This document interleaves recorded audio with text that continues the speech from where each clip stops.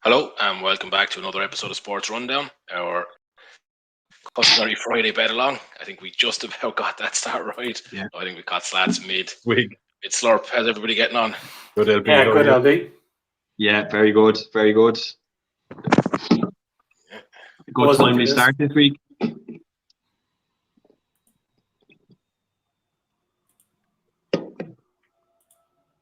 Just to let everybody know on Facebook and Twitter, this is going to be the first week that we're going live across multi-platforms. So don't be afraid to comment in. We'll be monitoring each platform for your contribution. So don't be afraid to comment in. If you like what you're seeing on YouTube, subscribe on Facebook and Twitter. Like and share our content. Trying to grow this channel. So what can you expect over the next kind of 2 hours or so? Each week we monitor a number of games around Europe, and we bet on them. So we'll have a couple of challenges across the evening. Slats will give you a rundown of the £20 challenge soon. We have a accumulator published to our website that we've all backed and we'll be tracking throughout the evening. And we also have a head-to-head between LB and Slats on the Spanish action today. So what's the stakes today, lads? Is it 50 quid again? It's got to be. We can hardly go down. If anything, it has to increase from that. So for people who aren't tuning in or didn't tune in last week, myself and Lee went head-to-head last week. Was 50 quid on the line, but it ended up being a draw. So we both kept our money and kept our dignity and pride as well. We've made an update, but just to give a kind of a quick rundown of what it entails. Like we pick one match and pick 10 bets, basically, toss of the coin kind of bets, 50-50 shots.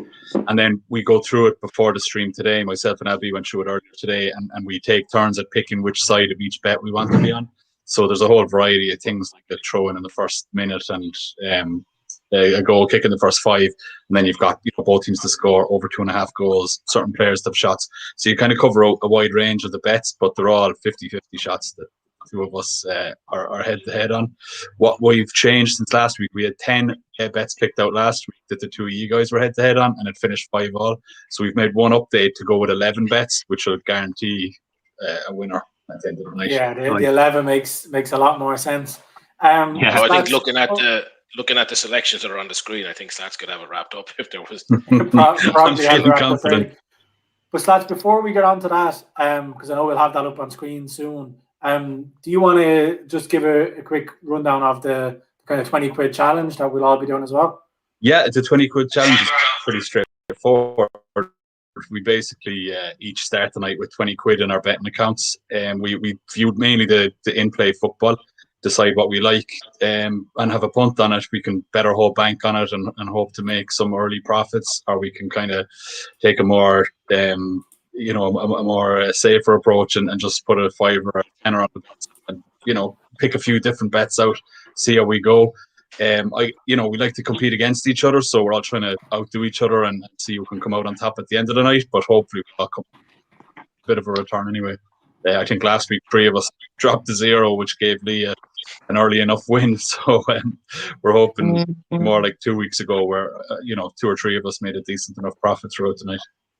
Yeah, there weren't very many goals around last week, but looking at the games in question and the stats around Europe tonight, I think there's quite a few goals hopefully on the card. So that kind of leads us nicely into the Friday ACCA. So I'll give a quick run through of our Friday ACCA. I've just posted the link into our YouTube feed. We'll post onto Facebook and Twitter as well. Essentially, if you click that link, that'll bring you directly into our partner William Hill's site and have the ACCA loaded to your bet slip. It's also our reasoning behind it and everything to do with it is on our website, so SportsRunDown.com. And I'm just going to run you through the treble quickly now. So we start off in Spain. It's Levante against Atletico Madrid. Atletico Bilbao. Both teams to score at 4-5. So both teams, their games over the last kind of 10 or 12 weeks have finished with both teams scoring more often than not. So that's out there. And we're actually looking at a 1-1 scoreline, which is priced up at 5-1. Like, a juicy way of getting the ACCA started. But we went for the kind of the safer option of both teams to score at 4-5. We go to Ligue 1 in France for the next leg. Again, it's both teams to score in the Rennes and Nice game. So Rennes has conceded in 92% of their home games, and Nice have scored in 77% of their away trips. So looking at that, we're expecting a couple of goals in the game. I think both teams will score. It's 8 versus 16th in the league, and we expect, I said, a decent return on the goals there. And then we have Empoli-Venezia in Serie B to round things off. It's both teams to score as well. And similarly, there's been a lot of goals in their games. We give a good shout out to over 2.5 in that as well. But we're again sticking with the slightly lesser return in that. So the total treble is just over 5-1. I think it has a good chance. So I backed that earlier on, and I'm hoping to get a good bit of action out of it for the evening. Any thoughts on that, lads? I haven't got on myself yet. Just one thing you said, Gary, about we've gone for the slightly conservative option each time. I'm kind of happy about that because we've often tended to go for the slightly more adventurous ones every week, and we always end up a goal or two short for the 75-1 5-fold that we're putting on. So I think let's nail the 5-1 shot here tonight, and then I've got it on myself as well. I put it on earlier. I think it pays 151 off 30, so it's marginal. We know are all three of those games 8 o'clock kickoffs, or is there maybe just one of them starting at 7:45? Just one shot here tonight. The French one I think is 7:45. The other two are 8 p.m. Yeah, I'm gonna hop in and back that because I like that. Yeah. The stats really, really back it up. That Levante game, that's going to be our main focus. Be tempted by both teams to score no treble.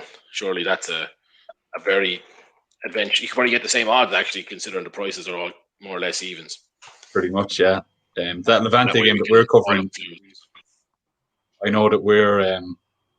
I'm going for the both teams to score on that, and you're going for the over 2.5 goals. But for the both teams to score, like I had to back it up, seeing as that was my pick for the Friday combo bet. But yeah, the stats in that are pretty crazy. I mean, well, like Bilbao of 11 of their last 12 have had both teams to score. I think the last 4 head-to-heads have had both teams to score, and Levante isn't as strong, but it's something like 9 out of 11 games have had both teams to score. So it looks really strong. I thought 4-5 was the mad price, just when you look at how often in recent weeks have had both teams scoring.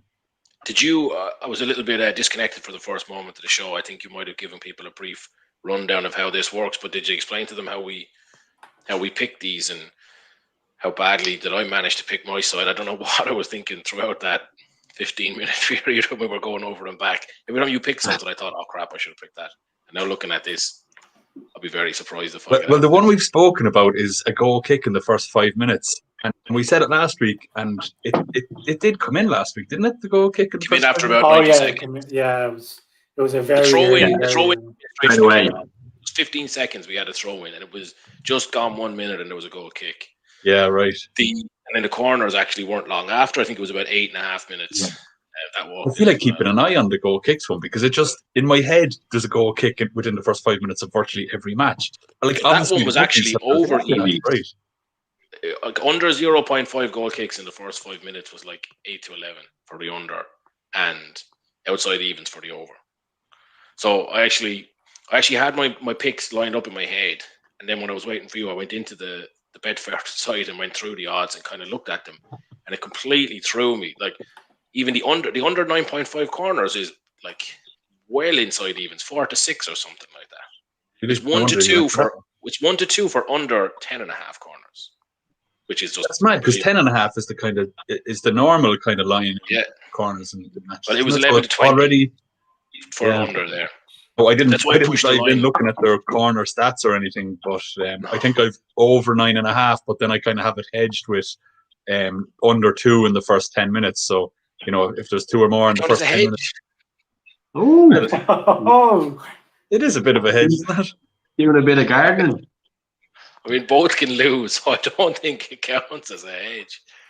Well, I'm what's hedging. your rule, LB? There's nothing as bad as an incomplete hedge. Yeah, exactly. There's nothing worse than nothing more dangerous than an incomplete hedge, because I've hung myself to dry on that a few times in the past, laying out a bets, and then you're looking at your account going, "Oh my god, I can't believe I deposited to do that." But I mean, also, like, there easily could be less than 2 corners in the first 10 minutes and still be over 9 corners in the course of the game. Like, so. Yeah. Just going to give a shout out to our regular viewer, Keith, on the comments there on YouTube. So, Keith, welcome back. No doubt you'll be interacting throughout the evening. So, good to have you back. And we've posted in our ACA link there. So, as I said, if you want to get on board and share it on with us, get clicking on that link. The ACA link is also you're a big fan of the Facebook comments. The Six Nations talk last week, Keith, and we'll get to that again tonight. Even though there's one less game to worry about, but we'll get there. Don't worry. I mean, I think Keith legitimately has the shout for number 1 fan, right? Like, literally our first regular fan. Like, he's on board, right? He's been with us for a while now. So I mean, if we're, I can see him typing furiously to say that he's not a fan, he's a viewer, and he's just. Oh, he's a viewer. Sorry. I mean, okay, fair enough. I mean, I was going to offer him a T-shirt, but I mean, I'll retract that straight away. So, unfortunately, Keith, maybe next week, right? Number 1 fan gets a Lechia Gdansk T-shirt from Lee every week. Yeah. So, the 20 to 20 pound or 20 pound roller that I think that was getting introduced earlier in the show as well.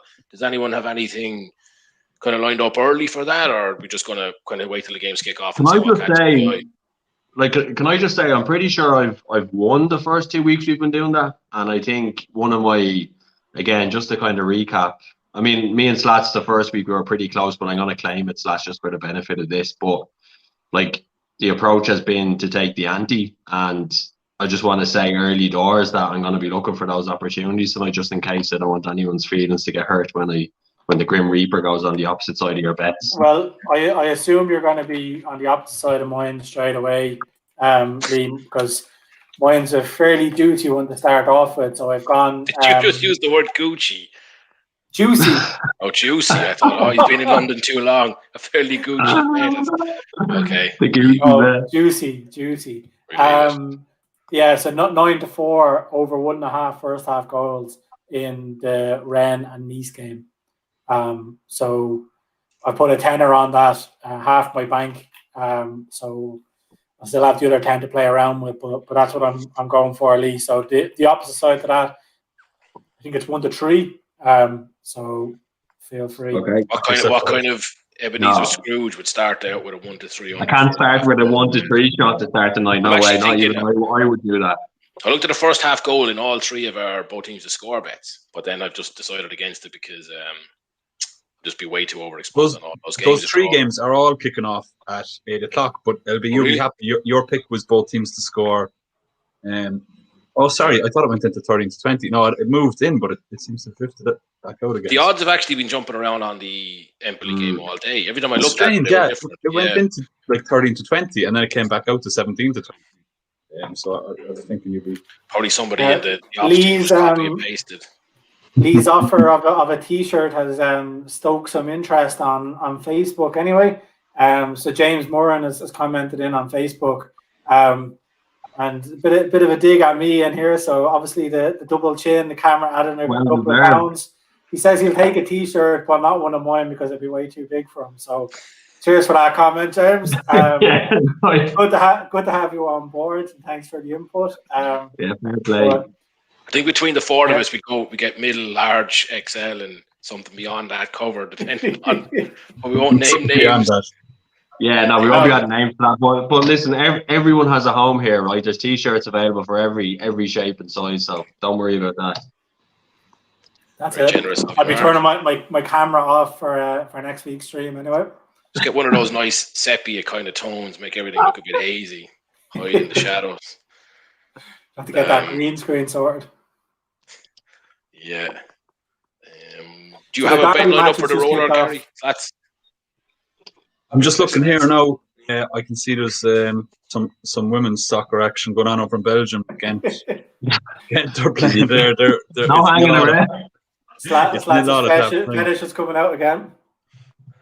Yeah, for anyone who's just tuned into the show for the first time, they'll realise Slats is he's a regular viewer of women's football from all the exotic countries around the world.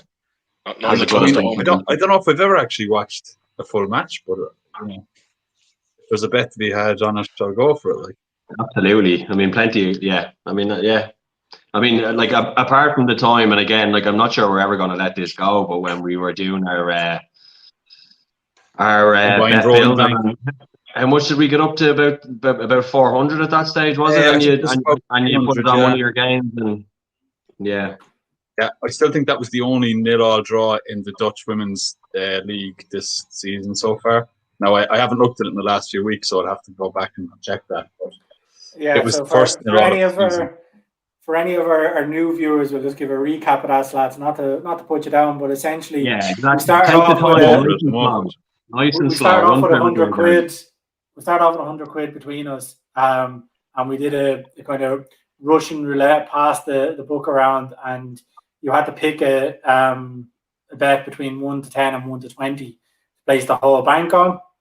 And we just built it up over time. So we spent a couple of weeks. We built it up to about 350 quid.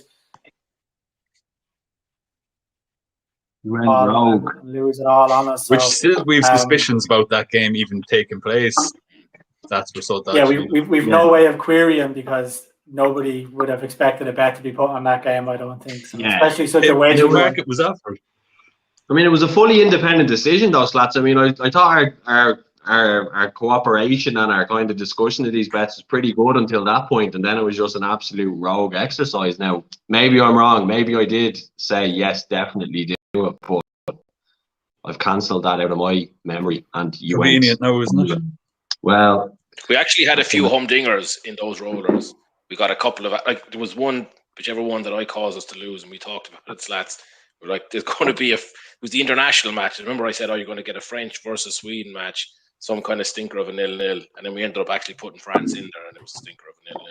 Yeah, so it was like we called it in advance, and then still somehow like forgot about that, bet on it, and it ended 0-0, and we were just like, what would we think? Fair enough. Yeah. Right, so Gary, is it just you that you're in for the 20? You're in for your 10 tonight. Has anyone else seen anything? Because I'm having a look around and nothing. I'm going to get on. I'm going to get on a first goal in the Hearts game. They let us down the last, didn't they? Hearts. I'm literally looking at the same thing, and they let us down exactly. We had it on the TV here last week, and they were completely outplayed. But yeah, they ended up drawing 1-0. But did they go down 1-0 or something? I think as part of our Friday act, I had backed them to win with both teams to score. And that was it. Queen of the South. Was that who they were playing? Queen of the South dominated. Yeah. I mean, they didn't Hearts had all the possession, but creating nothing. And Queen of the South got their goal, and Hearts got the late equaliser, the penalty. But I mean, I don't know. You're going again. You're going to say I'm not going to repeat. I'm going to put my full 20 on a first half goal here, to win back 9 quid. So that's matched now. Full 20 is just then you're out of running before the things even get going, and it's a big call, you know. Yeah, it is. But I was looking at the same bets, lads. To be fair, so I mean, I think it's a good one. I wouldn't be taking the other side of that one now, to be honest. But that's certainly a good sign because you've been pretty successful with taking the opposite side on our bets the past couple of weeks. I mean, but I feel like all those bets that were successful, I didn't think about it, right? I just automatically threw it on. But now I'm thinking, and thinking tends to be the end of the good decision making, right? So I mean, maybe I should just blindly follow the opposite. Well, Hearts are away to Rennes in this game, and they're 8-13 for the win. I kind of like that when the away team is odds-on favourite, because you still kind of fancy the home team to go for the bit. The away team are big favourites, so they're obviously going to go for it. The first 7 minutes of this match, they've both had a shot on target, which again is a good indication that they're both going at it. So, I think that's enough for me to go all in on it. I wanted to go on cards in the Derby Forest match, so that's a big derby between the both teams.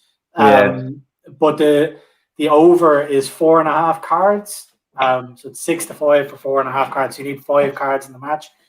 So I might even do the under. I might do a Leon and go on the under there, but I'm going to leave it another few minutes and see how that market adjusts. It's catching my eye. I haven't gone in on it yet, so I'll give you a heads up if I go in it. Another one that caught my eye is the 1.5 first half goals in the Serie B game. So it's 7-4, which is tempting, but I don't want to be out of action by half time. So that's the one that's actually I'm looking at here, Gary. That exactly same one. It's 15-8 now. I think I might just pull the trigger on that. I actually thought, considering I'll be tied up in the Betalong slats, I might just go full bank on it at a. I was kind of thinking the same. Like, we've plenty to be focusing on now once this Levante game kicks off. Not that we can change any of our bets at this point; they're already locked in. But they'll be watching it unfold. So I'm happy to roll the dice. You'll have to cheer off it anyway. Yeah, I'm gonna do 2 first half goals in the Serie B at 15-8 with half my bank, and that will get me 875 if that comes in. When that comes in, nice and early. At least it'll take the pain out of getting stuffed by slats in the Levante Bilbao head-to-head. I think you're playing it down so much now that I think you're going to romp into a 9-2 victory or something close to that. But looking at some of them, I don't even see how I do it. Like, unless, like you said, 3-0 at over 2.5 and both teams to score no is just such a bogey one to end up on. Yeah, and just while we have a little bit of time, because I think once the 8 o'clock games kick off, it's going to be full pace through everything. So for anybody, again, just tuning in, so the first kind of half an hour, 40 minutes of the show will be focusing on the European football, and particularly the Spanish game that's up on screen between Levante and Athletic Bilbao. Then we'll start to focus on some horse racing. We're going to have a couple of general football topics to discuss. We'll be previewing the Six Nations, talking about Cheltenham, giving more insight into our Cheltenham preview night, which you can see ticking along the bottom of the screen. So if you're interested in any of those topics, so keep tuned in. We'll get to them. Anything you want particularly discussed in them or anything you want to call out, make sure you get it in the comment section. Again, we're live across 3 platforms here at the minute. So we're on YouTube, we're on Facebook, and we're on Twitter. So whatever suits your fancy, get the comments in. Get involved. And whatever topics you want us to touch on. And again, if you're on Twitter, give us a follow on Twitter, like and share on Facebook, and then hit that subscribe button on YouTube, so you'll get all the alerts from the channel. Yeah. Didn't want to interrupt you there, Gary, but Inverness just scored, so my first half goal bet has come in there nice and early. Oh, nice one. That's exactly in the money after 5 minutes. That's brilliant. Yeah. What price was that, lads? It was 1.44, so it's like 880 return off 20, but it's a tidy start. Jesus, Feel like rolling it all onto another one. I already feel desperate now. I'll be putting a whole lot on this. I know. It started already. I mean, we were saying we're gonna, it is hard when you see slats going up early, right? You're just like, geez, I haven't even backed anything yet. I was just gonna take it and like sit back and see how it plays out for a few minutes, but playing catch up from the get go. Never nice. I'm gonna get the Levante game on screen for myself anyway and watch this early throw in. It'll soften my nerves a bit. And again, just a bet I forgot about, but I've just actually seen it here flick up on screen when I was going in to look at some other bets. There's no goals in it yet, so I can't be accused of after timing. But I actually did a first half over half a goal ACCA earlier on. So Derby, Levante, Rennes, the Legion game in the Serie or the second division in Spain, Empoli and Charleroi. So those 6 games over half a goal in the first half was 12-1. So kind of got me to bite there. There hasn't been any goals yet. So it's nearly even money in the Derby game, isn't it? It was big odds. Yeah, it was 7-10 for the first half goal there. Now again, the stats back that up. I did look at the stats there, and both teams are kind of fairly frugal in terms of goals, but in those kind of Derby games, anything can happen. So, I just had to call that out in case I get accused of after time and later on. But that, as I said, 12-1. So hopefully get an interest out after the next half an hour once the 8 o'clock games kick off. Yeah. Nice. I'm going to be Do any of keeping the an eye Dutch on games stand out to you, Slats? I know you usually keep an eye on them. Do any of Yeah, them well, jump out? There was a few. I was looking for a bet for the Friday ACA, and there was one of them. Let me just see it. There was 4 games I looked at, and I actually fancied a 1-1 draw in all 4 of them. Hopefully, I don't regret. I haven't actually got on it. Maybe I will. But You don't have to now, even if it's just a euro. I actually have it up here. It's 1,000 to 1. I think we'll just throw a fiver on it. Are they go ahead on tonight? They're not. They played earlier in the week. And they continue to lose to every shit team and beat every decent team in that league. They're such a hard team to call, or they're an anomaly when it comes to betting on form or anything like that. Yeah. What was your logic for the 1-1 treble, Slats? It actually, as it turns out, it's a quadruple, so that's why it's 1,000 to 1. Fourfold. Actually, That would explain things. Not the biggest bets it's not the biggest one we've backed, in fairness. It's probably one of the more reasonable. That 26,000 to 1 shot that we'll get to later, Gary.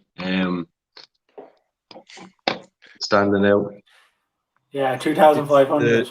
The Den Bosch game anyway in the Dutch 2 was the one I picked for 1-1 on that. So I think I will be going for a first half goal on that match. It does look likely for both teams to score as well. The 1-1s, I think it was just that thing where it looked like, teams to score was a good shout, and it looked, 2 balanced teams, so a draw looked likely, and then their recent results, they all seem to have a ton of score draws in them. The Levante one I mentioned in our article on the Sports Rundown website, that I think 4 of their last 5 games have been, or was it 4 of their last 5 head-to-heads were score draws or something like that, and a ton of the recent matches were score draws as well, so that's one of my fourfold. Empoli are a bit like that at the moment. They've been, I think 4 of their last 5 games have been 1-1. So I wonder, is that one of those things that, well, it could be just complete coincidence, or else there's something to it, or they're due, you know what I mean? Like, it's just a blip and the blip is over. I always feel like a mug when you get involved in something like that, and then you're always one game too late in a little run. Yeah. It's just kicking off here now. Yeah, the game in Spain is kicking off there, so. I'm in. God, I want to see a throw in now, instantly. Just get me off on the right foot. Empoli's kicked off as well there. That's my 10 quid is on that. So. Oh my God, we're a third of the way through my minute, and they haven't even passed the ball yet. Just standing there. You need the throw, isn't it? Yeah, I need the throw. Oh my God, this is desperate. Carry on. It's so enjoyable being on the other side of that. Oh, come on, lads, just keep it in play. Like, if they got a free kick or something, I suppose it's ideal. Like, it just runs down the clock and ball's going nowhere. They have it out wide here now, so yeah, it's corner or something. It's not going to be a throw anyway from that position. Pinched. Oh my God. 8 seconds. Running down the middle of the pitch. There's literally no way this is going to become a throw. There you go. It's over a minute now. Oh God. Nice one. So what? I just need a goal kick now in the next 4 minutes, is it? Yeah.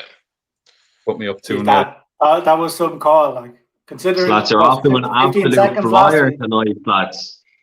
I'm feeling ridiculously confident about winning these coin tosses, but anyway, it's all going to come crumbling down. A bit like you last week, Lee, when you took you were up like 3-0 or 4-0 early, weren't you? Yeah, I was I was having my whiskey aperitif early, the celebrations. I was just short to lighten up the cigar, and then Gaz was like, "Yeah, okay." Then come storming back, and I mean, like, Gaz, you were the favourite to win it towards the end, right? I was the one clinging on at the end. I was, yeah, and there was actually a goal scored, like Bamford scored that could have won it for me, like, you know, that way, but it got disallowed for offside. And it was inches. So yeah, I think extending out to 11 categories now is going to make the difference. But again, just to recap what we're doing here, just for anybody who's just joined, I can see we've got a few more viewers on Facebook anyway. So welcome, lads. So up on screen you'll see 11 categories in the Levante versus the Bilbao game. And essentially LB and Slats are going on either side of those even money bets. So Slats has gone 1-0 up based on a throw in the first minute. So Slats went that there'd be no throw in. LB said there would be, and Slats has gone up. So you'll see on screen now, Slats has gone green and LB's gone red. So as the evening progresses, we'll go down through all these categories. So obviously there's a goal kick category, race to corners, shots on target, etc. So it's going to keep us entertained for the whole match. Yeah. And then is it 50 quid or 100 quid, lads? 50, I think. What? 50 quid. 50 quid is the stake. Oh no! Oh, he stopped. Goal kick. No. No? It nearly happened. No, he Let it got run. there and stopped Let it run for feck's sake. He looked like he was going to let it roll out. Just we have a comment again from James on Facebook. So James, thanks for sticking around. For the second time this evening, he's had a dig at me. Just his comment is some after time are El Gaz. So as I said, James, I got it out early, so I wouldn't be accused of after time, and we can publish bets. Don't worry, if you stick around till the end of the show, James, you'll see he does it later on anyway. There'll be some sort of another bet coming out of the woodwork somewhere. So back to this horse at the Gulf Stream at 15-1. By the way, I didn't tell you, but I'm up 1,500 quid. We're 4 minutes gone here, and they're playing dangerously at the back. I can still see they're going. I've thrown a fiver double on over like another goal in the Hearts game, and then no goals in the first half of Forest Derby. So about 7-1, right? So I've stuck a fiver on there. So we'll see how we go. What is it again, Lee? I missed that bet. What have you gone for? 7-1 sounds tasty. Yeah, it was another goal in Hearts Inverness and no goals in the first half. Derby Forest. So 7-1 all in. It's 4-1 for no more goals in there. You're actually like refreshingly new. Like your spirit to bettingly is great that you do a double of goals and no goals in the same bet. Everybody else will just they'll combine all their bets into the same type of. I nearly get sick trying to do an under. The same genre. No matter what the under is. Yeah. It is. It's so stressful doing an under like that. I mean, I'm looking at the game here. You know, obviously you bet off gut feeling most of the time, but 5 minutes are gone, Slats. No goal kick. One right, done. Keeping things tight. Yeah. There's been no corners either, has there, LB? Oh, I'm in trouble for that one. Yeah. Been nothing really in this match. It's actually been the most boring 5 minutes of football I've ever seen. Well, hang on. There was no throw in, no goal kick, no corners. Oh, is that a corner or a goal kick? Oh man, the goal kick came. He got the free kick at 4 minutes and 40 seconds, and it took him until after 5 to do it, and he just kicked it straight out for a goal kick. So it's like this is desperate, yeah. So now I've got 4.5 minutes for a corner, 2 corners, which is also looking. God. I'd be happy enough with 1 corner now because I need over 9.5 throughout the course of the game as well. So keeping an eye on that for there.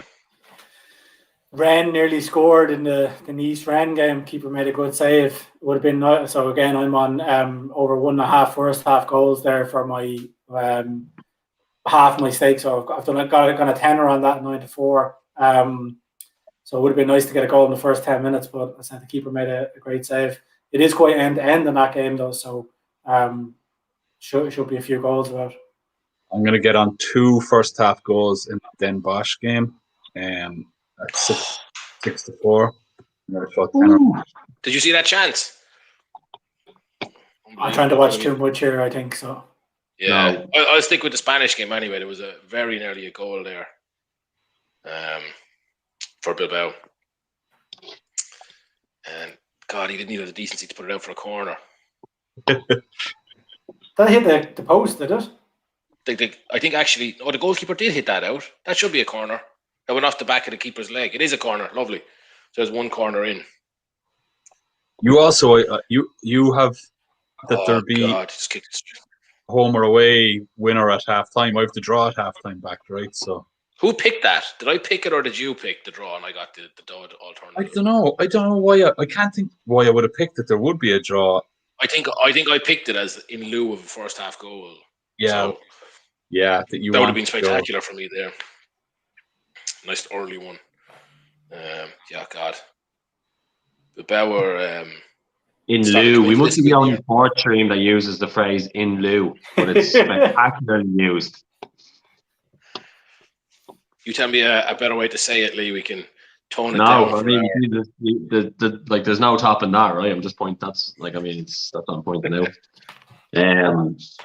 But yeah, I feel like I'm out of the game here, but I've only got a $5 invested, so I'm just going to step it up and be a bit or a bit loose with the money early on, just to get a few first half bets in play. I don't think in this little format that it suits us or suits to get the money in long term for the full game. I think you're better off getting the short bets in and rolling it over as much as you can. That's it. I don't know if you don't want to have your money tied up in a bet that's going to take an hour to hold. Yeah. We did get some feedback actually from one of our viewers last week. I'm not sure if he's watching. Let us know in the comments if you are. You'll probably recognize the input, but that you found the bets a little bit, low octane. So you were hoping for something juicier, 3 or 4 to 1 shots. But I think at the minute I didn't do it either myself. I mean, you got a 7 to 1 one going there, so you're entertaining the fans a little bit, or the viewers a little bit more than we are. Thank you. It's hard to make an under high octane, isn't it, Lee? Thank you. I mean, I've done it. Oh, Jesus. Oh, my God, Derby. Oh, just as we said it. Jesus. No, they put pretty much an open goal. Your man put over the bar left footed. I think it must have been it was a centre half finish from the 6-yard box. Because I think they probably could have had a penalty just before that for handball. Yeah, I think it is that play where like the ball kind of hits him and then it falls and he puts it over the bar. I mean, it should have been a goal anyway. So please don't talk about my bets anymore, because the second you bring them up on Derby are putting it right. So we'll just leave it at that. We'll come back to it at half time. We need to put the pressure on your bets, seeing as you're bragging about winning the €20 challenge the last 2 weeks. Well, I have to. I don't have much to brag about. So like these achievements mean a lot, right? Speaking of that, I think we should actually have a rematch, Gary against Lee on with 11. Yeah. 11. I think you both kind of conveniently escaped the £50 forfeit for not having. Yeah, I mean, I was delighted. It did work out fairly well. Like, yeah, I was delighted. Actually made the text slats offline this morning. How are they not scoring? Or at least putting it out for a corner. 10 minutes up by the way. So that's another win for slats. The 2-1. 2-1, yeah. 2-1, yeah. For that so far. So what's up next? Really, it's maybe the race to corners. I've Levante for 2, but it was Bilbao that got the corner earlier, was it? Yeah, so we need 2 corners either side. I think that's 2 shots on target for Bilbao.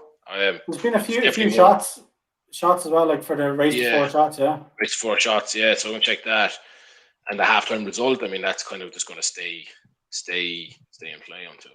Yeah, Bilbao are winning 2-1 on shots. I think I've them for the shots.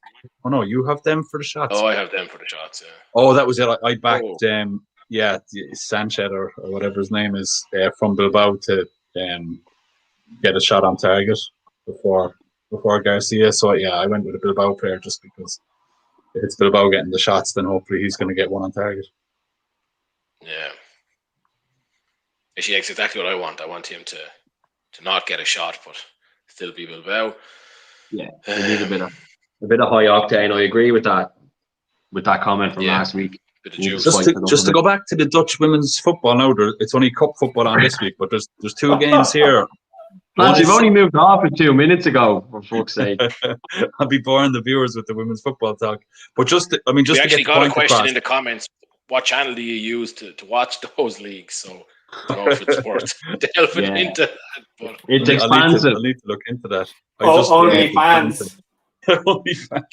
Yeah, you need to get behind our paywall. You need to get behind Gaz's OnlyFans paywall. You'll get everything you've ever wanted. Look, I'm happy to move off the topic again pretty sharpish, but just to mention it, like the 2 games that are on 78 minutes or 83 minutes, it's 4-3 in one game and 3-2 in the other. And if we remember, like all I needed was 1 bloody goal in a Dutch women's game, and they didn't fucking score at all. So like there's 12 goals there between 2 matches. That's the kind of standard of those games. That's That's why I know. High standard, obviously, right? There's a lot of fucking expert strikers playing in that league. And fantastic goalkeepers, apparently, when I've a bet on. Yeah. Moving swiftly on before we get banned from Twitter, Facebook, and YouTube. The holy trinity of one. Okay, fair enough. The goals have kind of dried up around Europe now. I see Belgium and Germany are the only kind of leagues that have goals so far. I was watching the Rennes game there, and it's fairly attacking, but there hasn't really been any clear-cut chances. Like, they're getting to the edge of the box and then just kind of taking poor enough attempts. Yeah. So my bet isn't looking great, to be totally honest. I'm going to sprinkle a few. I'm going to sprinkle a few 0-0 draws at half time around the place and see what comes back. You're actually a monster for betting. It's actually anyone else. It's fantastic. Like, it just adds. I mean, it adds the same anticipation, the same tension, just in the opposite, right? But I mean, still enjoyable. Yeah. It's a much more stressful bet because you're out of it if it goes wrong. But it's probably more profitable. Well, based on the last few weeks of this show, it's certainly more profitable. Well, yeah, it's pretty quiet. I mean, the Derby North Forest game is fairly. I mean, it's fairly flown. It's there's no goals, but it's fairly end to end. But no goals yet. No. I'm trying to keep an eye on the Munster game here as well. But sorry, I'm just trying to keep an eye on the Munster game here as well. They're playing over in Cardiff. It's 15 minutes gone, and it's Cardiff winning 5-0. I didn't see the try, but I was considering back in Lilo. I didn't actually get on him, but I don't know if you know that centre Lilo that plays for Cardiff. He always seems to play well against Munster, and I always kind of think, like, geez, this fella's going to be a star, like, or what's going on with his career. And then I watch him in another game, and he just completely disappears into the crowd, like there's nothing throughout the whole game. I didn't see who scored, but I'd be pretty sick if it was him because he was 22-1 for the first try, and he's scored plenty against Munster in the past. Joey Carberry on the bench. Yeah, interesting. I mean, it's great to see him back, of course. Completely under the radar. Yeah, I didn't expect him. No, they were very cautious. About that topic from Keith earlier today in one of our DMs. So Keith was asking about Carberry being back stats. Do you want to give her a quick run through? Yeah, maybe actually slightly more pressing than that. We have another comment from Anis Jamader who asks who's going to win. So maybe just let us know which game you're talking about. Yeah, we're watching nearly every game. I assume he's talking about Levante Athletic Bilbao. If I was putting my money, and I'm absolutely not encouraging anybody else to do it because my record is awful, I'd be going with Bilbao. But you can see that I've kind of got Bilbao in a few of my choices already for the game. So, yeah. I mean, they're playing better so far. Yeah, my pick for it is a 1-1 draw. I don't. Sorry, 1-0 Nice. Sorry. Thank God it's the Nice game. And we're back in now. I mean, if you're looking to jump on, you just want to back no goals in the first half, 7-1. And you also want to do the same in the Empoli game, also 7-1. And you'll have a great weekend for yourself. So that's my recommendation. You haven't got your second goal in Scotland yet, Lee? Not yet. I've moved on. Slats. If it doesn't happen in the first 5-10 minutes, we're not interested anymore. Gone. Dead to you. Not even keeping an eye on it. No, gone. Yeah, still no goal in this Den Bosch game either, and I need 2, so it's only 18 minutes in, but I'm starting to sweat a bit now on the right. My cash out with the profit in that game, so I'm happy about that. So, you want to do a quick recap of the bets? Just I see we've got a couple of new viewers on Facebook and on Twitter. So, Slats, do you want to start off by giving a run through of your bets? Of my live bets, is it?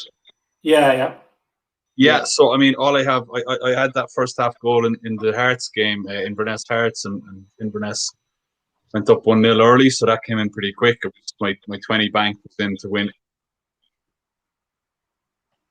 8 2 first half goals in Netherlands. Den Bosch are playing Utrecht, and Den Bosch have just scored here on 18 minutes. So I need another one to come in, and that'll return 15 quid off a tenner bet. So I have about 25 minutes to go there. And yeah, that's what I'm on at the moment. Nice. Lee, what's yours? Lee or Lee? Oh, go ahead, Lee. Yeah, SerieA B. I need a goal in the Hearts game. No more goals in Derby Forest in the first half. That's about 7-1, and then I have a fiver on no goals at all in either first half with Empoli Levante. So that's about Jesus, that's a lot to win. What are we talking? About 60-1, 65-1. So yeah, a lot to win is a new one. Yeah, I mean, we haven't even got that guy's name from last week, but all that was needed was LB to mention that sentiment, and we're after jumping on board. So this is an encouragement to the people in the comments all over the social media world. Get the comments in; they will be accepted. They will be taken on board. Right? That comment about whatever, a lot to one. Reminds me, Gary, remember we were in our slats at the race in Shelbourne Park, and there was some dog, and I went down, and just when I went down to put my bet on, your man had wiped out the price on the chalkboard. And I was like, "Oh, what odds is trap 4?" And he turned to the bookkeeper. He's like, "What price trap 4?" He goes, "Give him whatever odds he wants." I was handing over my money like, "Oh, that doesn't feel right." Absolutely. The fact you still backed it is a worrying thing. Like, well, I already handed in the money. I just thought, stage. "Oh, fuck it." Yeah. Give him whatever odds he wants. What did you back it at, or what did you get it at? I think it doesn't matter what I got it at. He came stone last. Right. He did his spherical aces on it. Give him whatever odds he wants. Goal and Derby, Forest have taken the lead. You weren't dialing on that anyway, were you? It was a terrible goal. A goal is a goal, and a goal is a goal. LB, you were kind of cut off there by the drama. Do you want to give an update on your yeah, so I just put half my bank on the Empoli game, 2 first half goals. I mean, we're halfway through that first half now, and there's been none, so looking pretty unlikely at the minute. Thank God. So yeah, that's the situation there.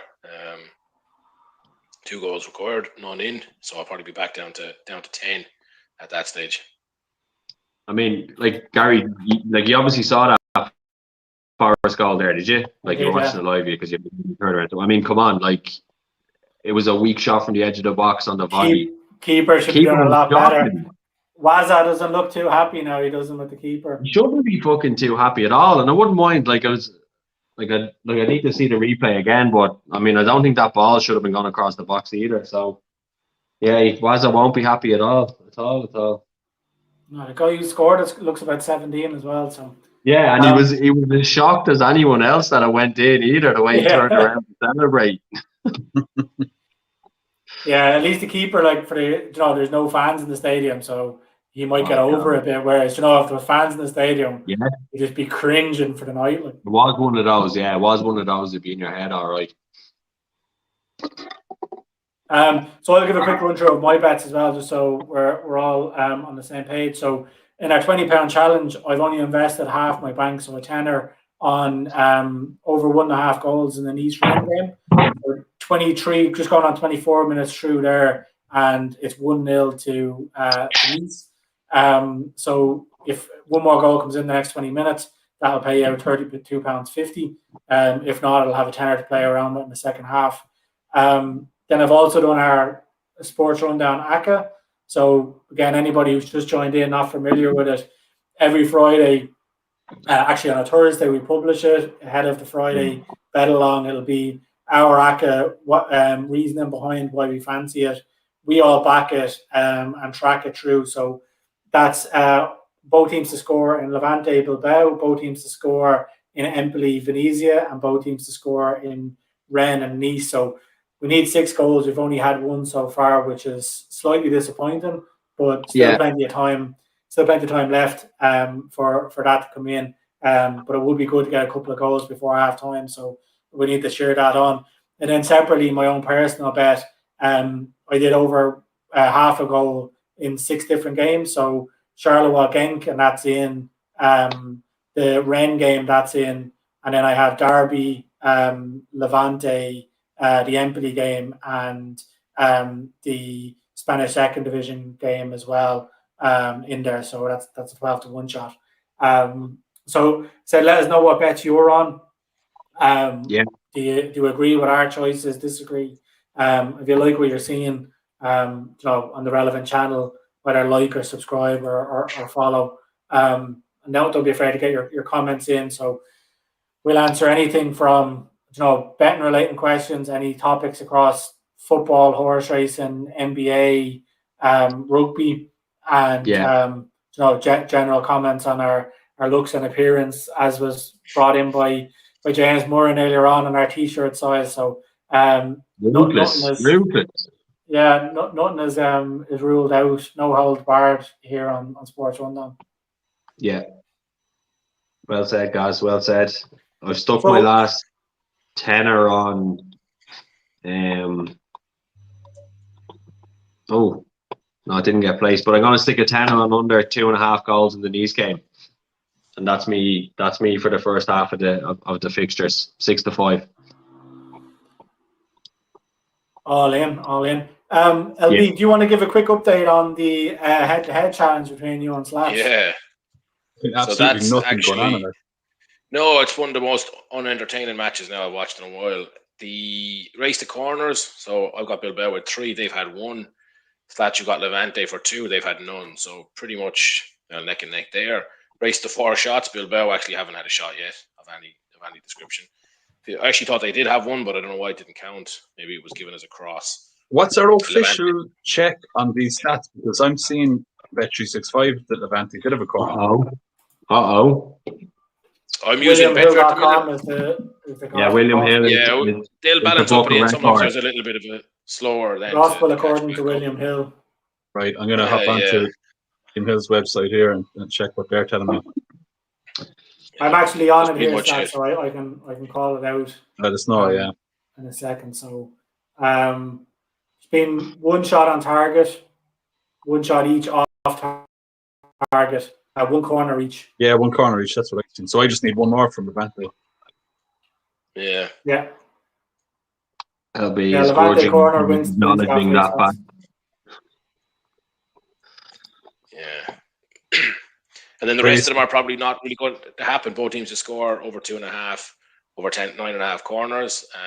And then there's a second half bet in there as well that we'll come to around 45. So realistically, we need a goal in the first half. They're on and off target, aren't they? The shots. So like Levante, I'm seeing with 3 shots and Bilbao with 2. Is that what you're seeing? No.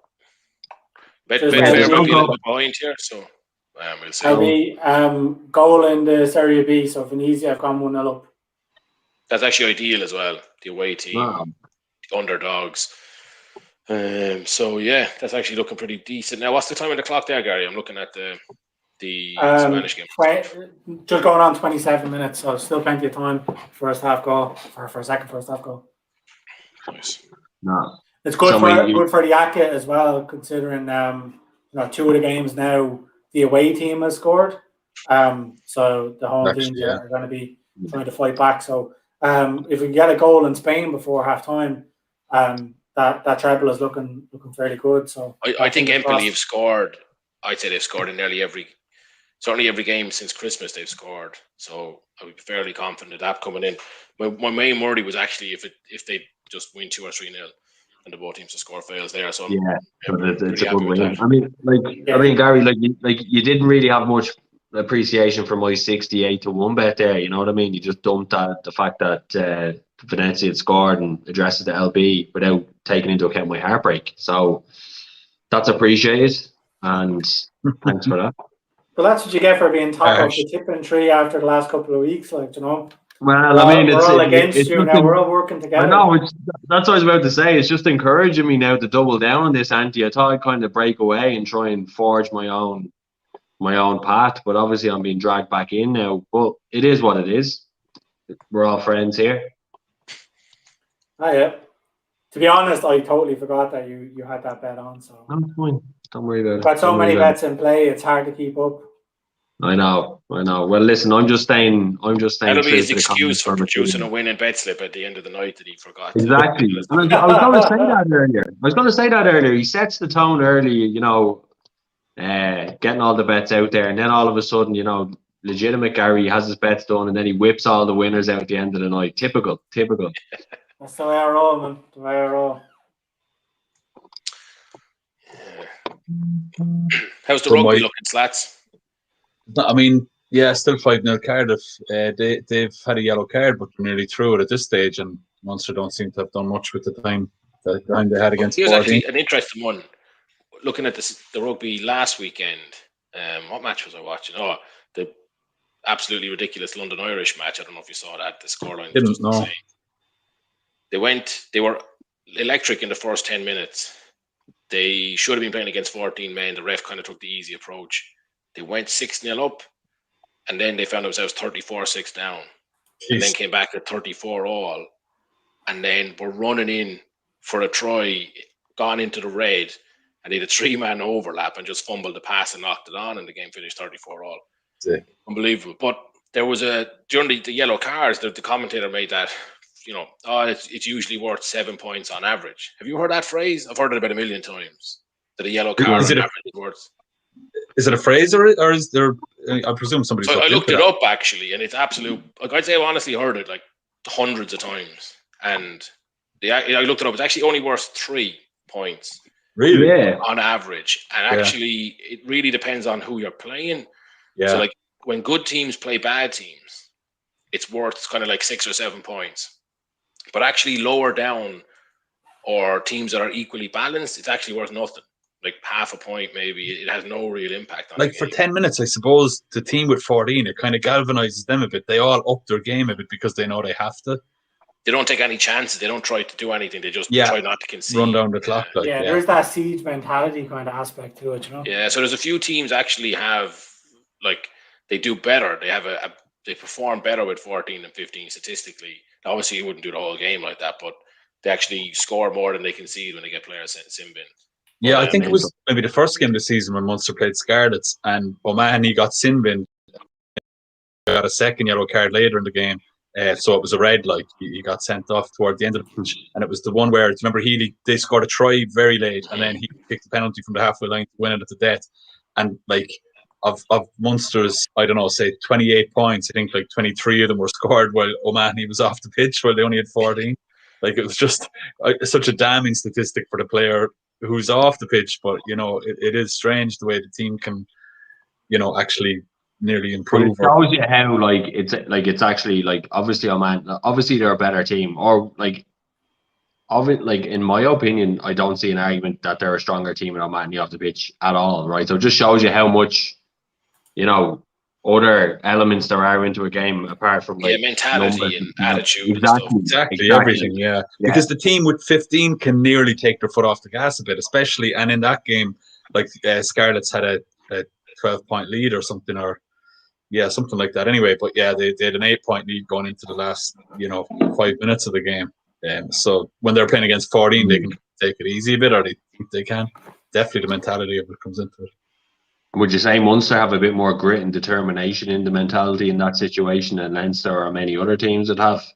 Or is it? Not necessarily, no. Again, it depends on the game. And I do think the Irish teams are quite good at that. Like the Welsh teams tend to underperform. So they underperform in those play parts of the game as well.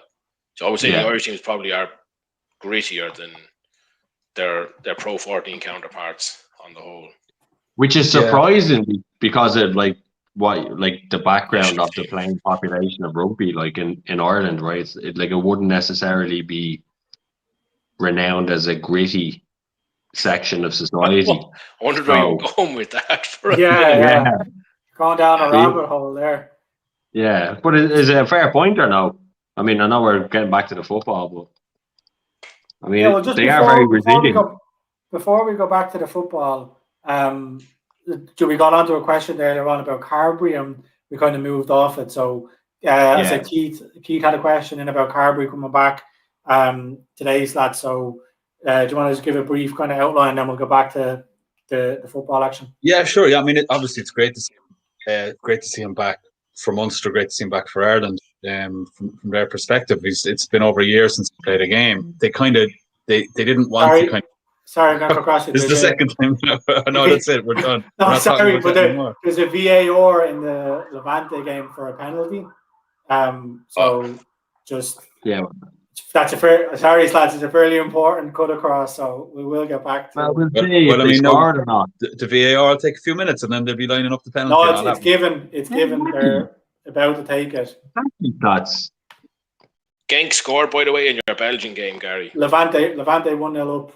So yeah, and I'm sorry, right, for all the viewers that are here, for everyone across the socials, right, we don't respect VAR on this fucking stream. Right?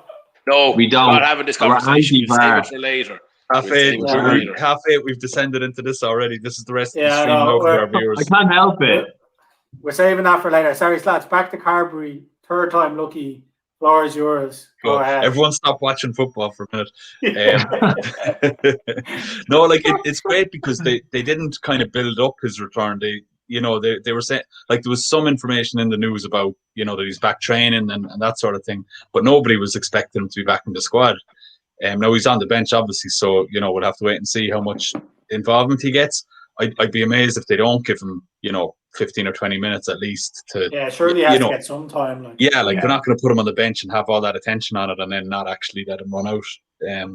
But there's obviously been a lot of talk about Sexton in the Irish games over the last couple of matches, the Six Nations. Him being injured again and the head injuries, and he came out with a comment about he's just trying to play, focus on the next match in front of him, and he's thinking ahead to the cup, all that sort of thing. But there's such a gap between Sexton and then our next out half, and they've been trying Billy Burns and Ross Byrne from Leinster. Shocking. And then all the talk is of the kind of younger generation. So you've Harry Byrne at Leinster, and then you've Healy and that at Munster, Crowley there as well. So I know that Connacht and Ulster have young out halves coming through the ranks as well.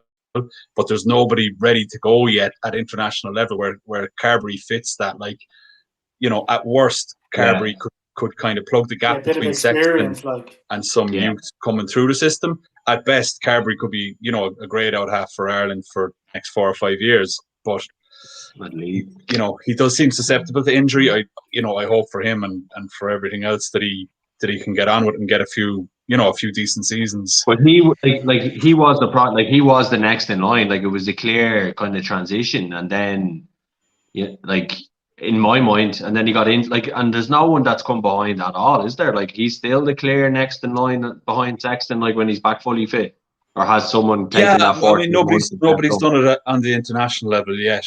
There's kind of like arguments about players not being given the opportunity and that sort of thing, and at scrum half, because there's a kind of similar debate at scrum half with Murray has kind of dipped in form over the last 2 or 3 years, and you're kind of looking for his successor. There's probably a few more there behind Murray, like with international experience. But then they put Casey on the bench last week against France. What's his name didn't play too well.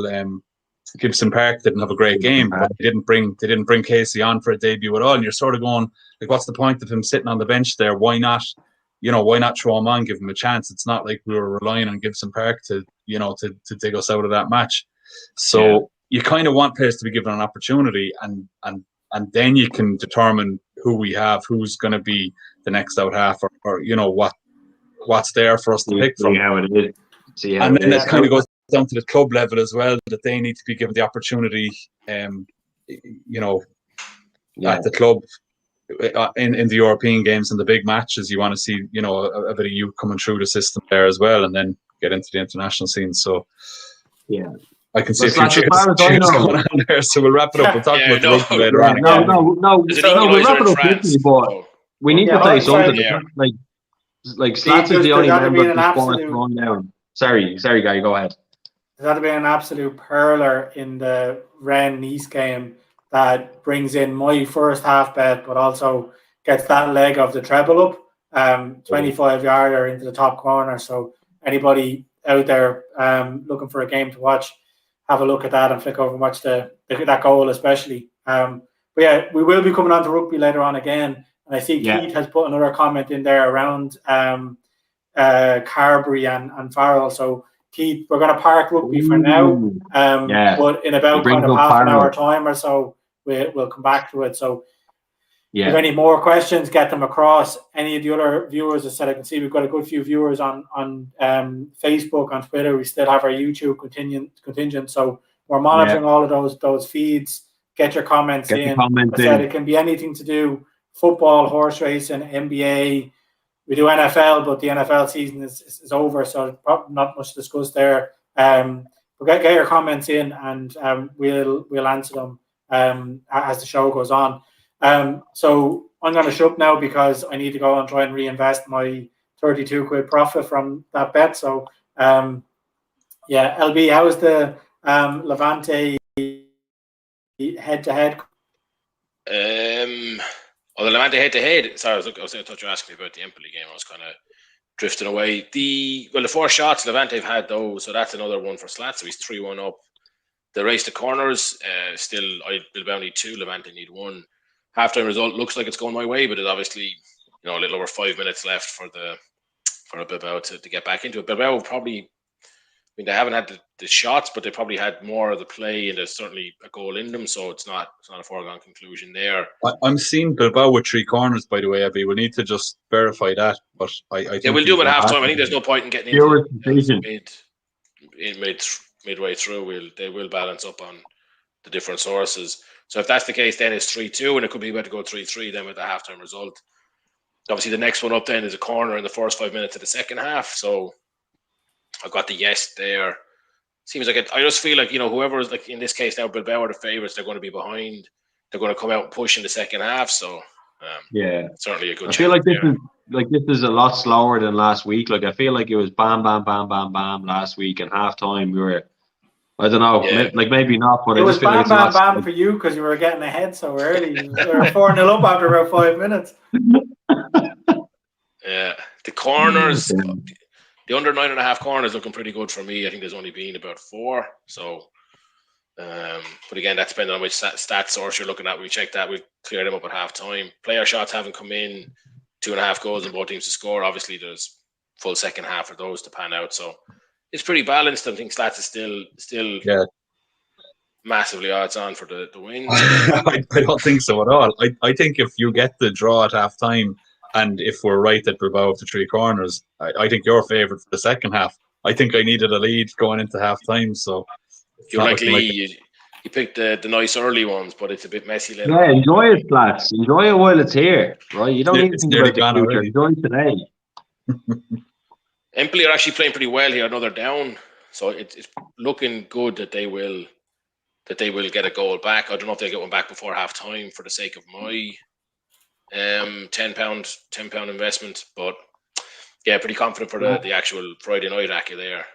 That's it. Two goals is all we need in that Friday night treble. And it's the favourite in both of those games as well. Which exactly, is home team favourite. Yeah. So fingers crossed we can get that in.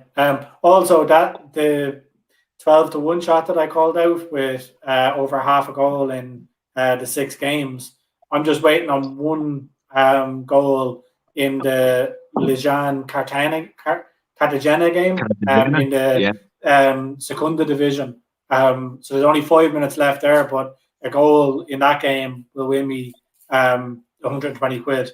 So go on, guys. Go on, guys. Fingers crossed. So is that part of your €20 challenge for the night? No, it's not. No, I did that earlier on. Just as thank God. Thank God. Interest. Yeah. This is what we said earlier, right? Gaz starts whipping the bets out of his pocket as soon as they come into it. Right? This is what we said. Now it's fantastic, Gary. Don't get me wrong. I'm not getting on the opposite side. I'm not doing any anti-business here. Don't get me wrong. No. I wish you well.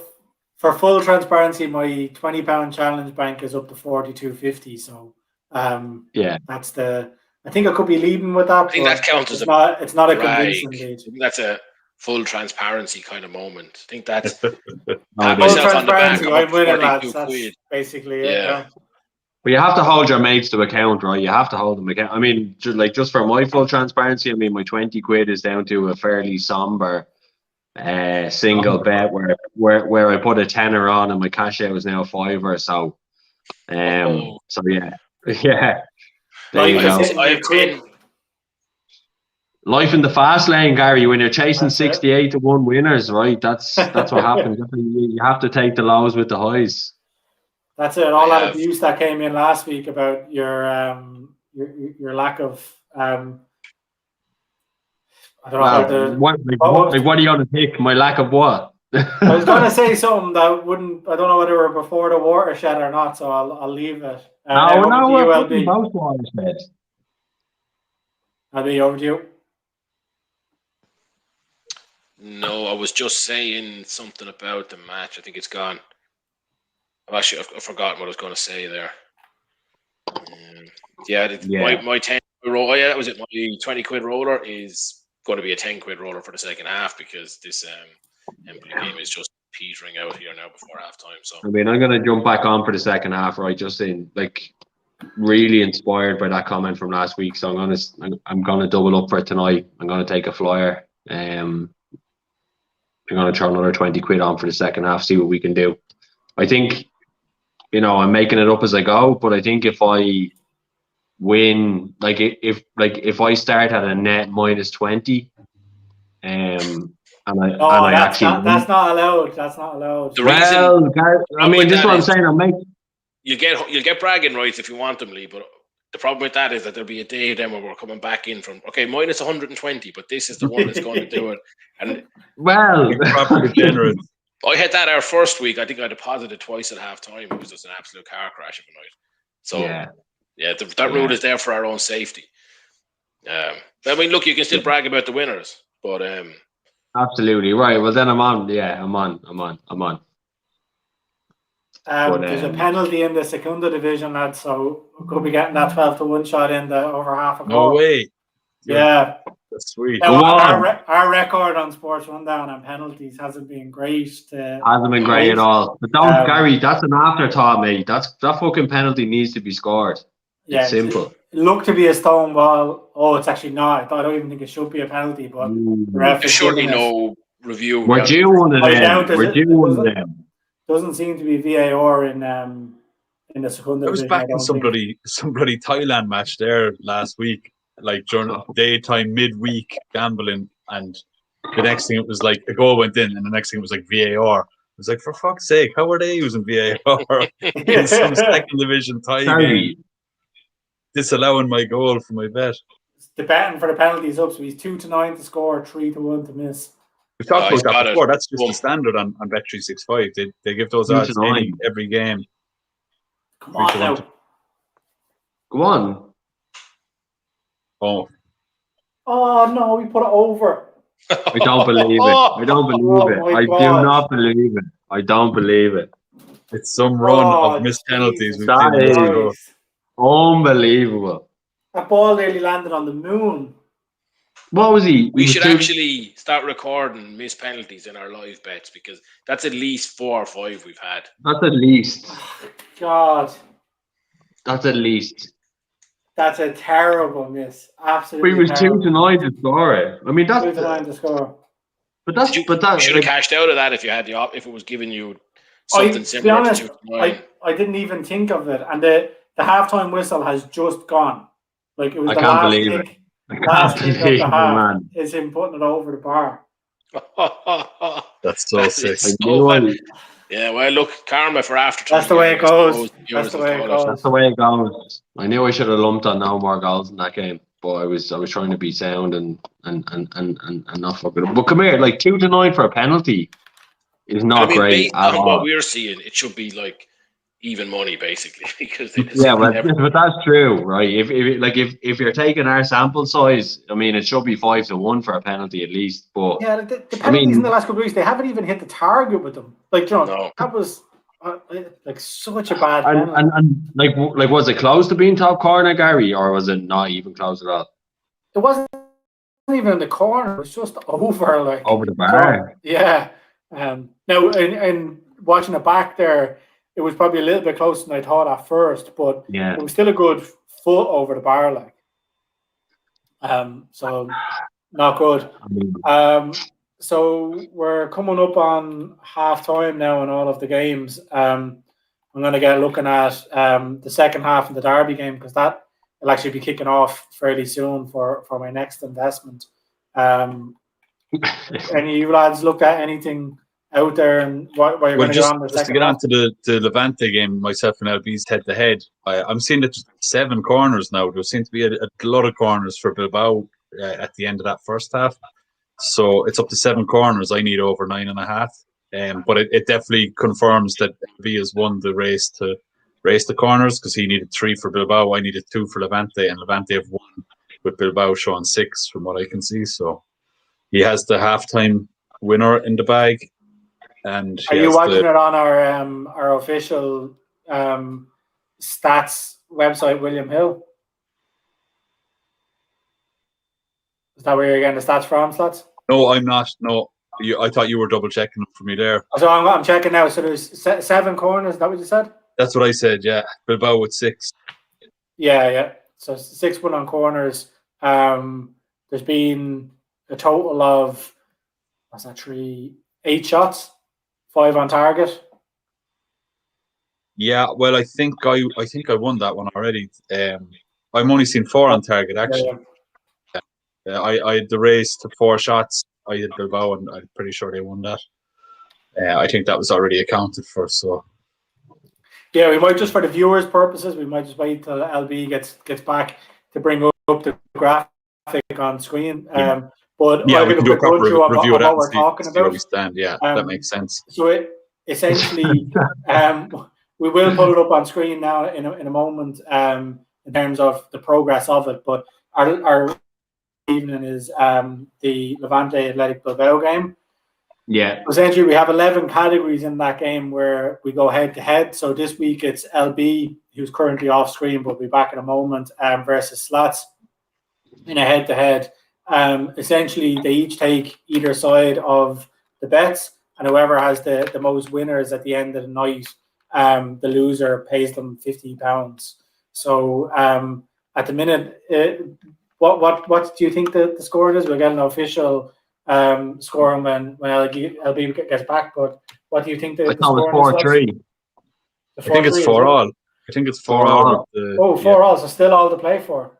Yeah, it's all on for the second. And I mean, like the bets that were left for the second half are very tight as well, right? There's one bet there that's what I think it's a corner in the 45th to 50th minute. Yeah, so LB needs a corner in the first 5 minutes of the second half, but then I need over 9.5 corners, and there's been 7 already. So if an 8th corner goes in the first 5 minutes of the second half, I'm probably looking pretty good for that. So again, that's going to balance us off at 1 apiece. Then I've both teams to score, and LB has over 2.5.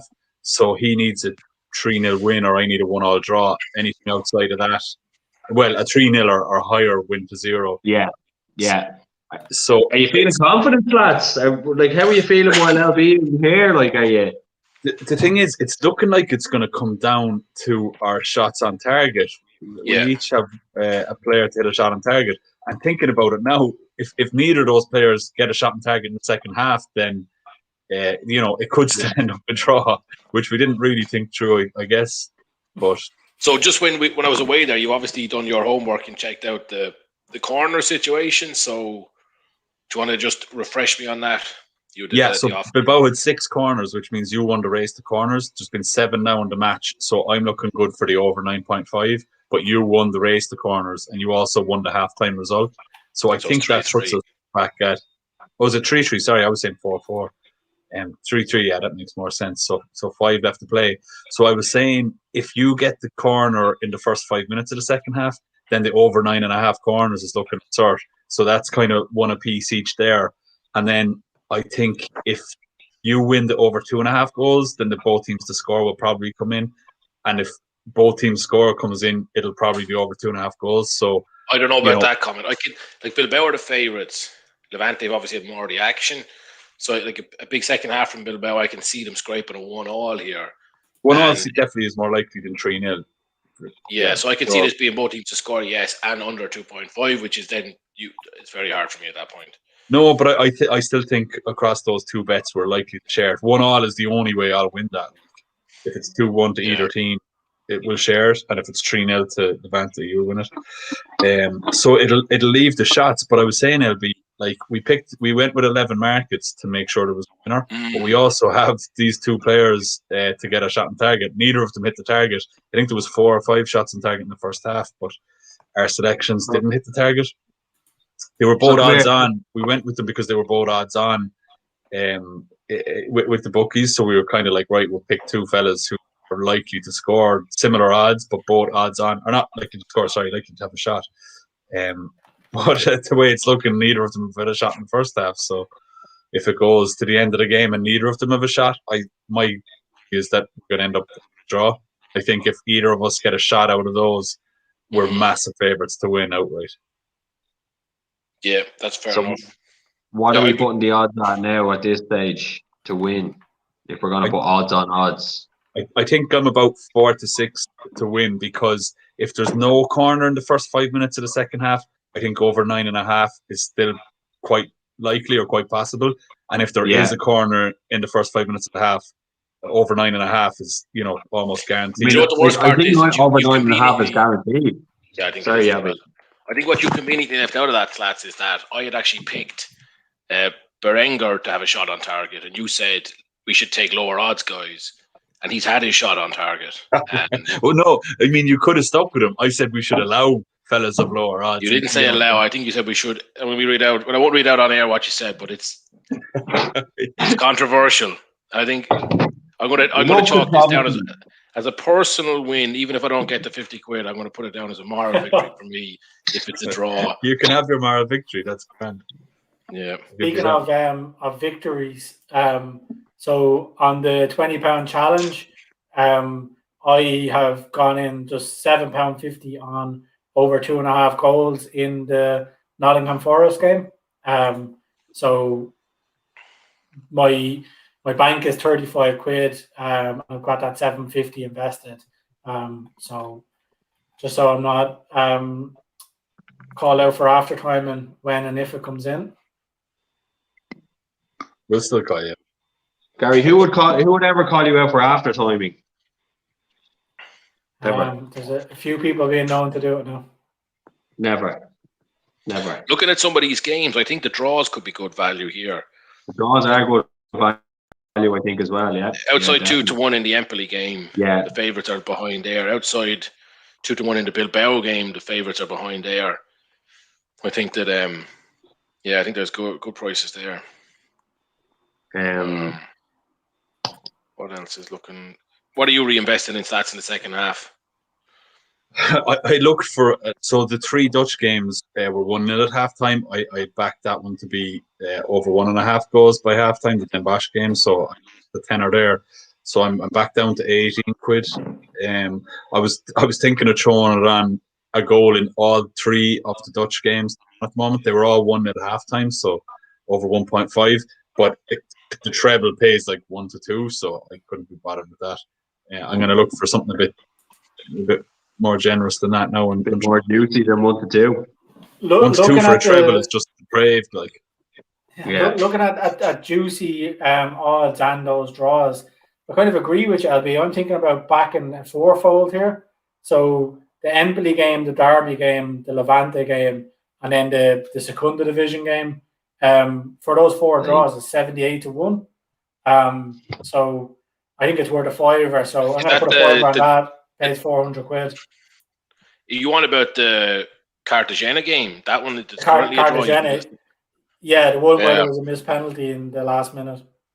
Can we get a steward's inquiry about the pronunciation? Cartagena? Are we saying that? I mean, you have the I'm not even going to attempt the way they pronounce Cartagena, no? Yeah, not doing that. That's not even quite it, but I'm going to breeze past that one anyway, save myself the Inquisition. Sorry. I think that the 2 I picked out, I'm going to do as a double. I might just go all in on the Empoli and and Levante draws. They're going to keep searching here. The Spanish game and the Derby game I haven't actually looked at. The second division game. So, Lee, Well, really I see still not there's happy anyway. There's a Poznan derby going on. Yeah. Are you aware of that? Are you familiar with it? Have you any expectations? Not to be putting you on the spot, but we know you're living over that neck of the woods. It just looks like there's been a ton of chances. Werder Poznan are winning 1-0 versus Lech. I would have guessed that Lech were favourites going into that game, or that they'd be likely to get a goal anyway. So They were, yeah.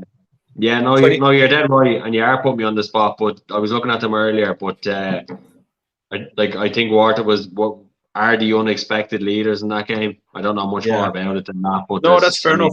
I think I'm gonna have a look at the odds, but I think I'm gonna back another goal there. There's 20 to go, so if it's above evens, I think I'll get on it. It might be maybe 6-4 or something. Just for any viewers that are watching in and wondering why Polish football question was aimed towards ex-Lee, even though he has that lovely Irish accent, he's actually coming in live from Poland. So Gdansk, isn't it? Gdansk, yeah, live, and I don't know what else they say. Hold on now. If we're going to do Stuart's inquiry into pronunciations, Lee, give that lovely city in Poland its proper pronunciation. Which one? The one you live in. That's not how they say it.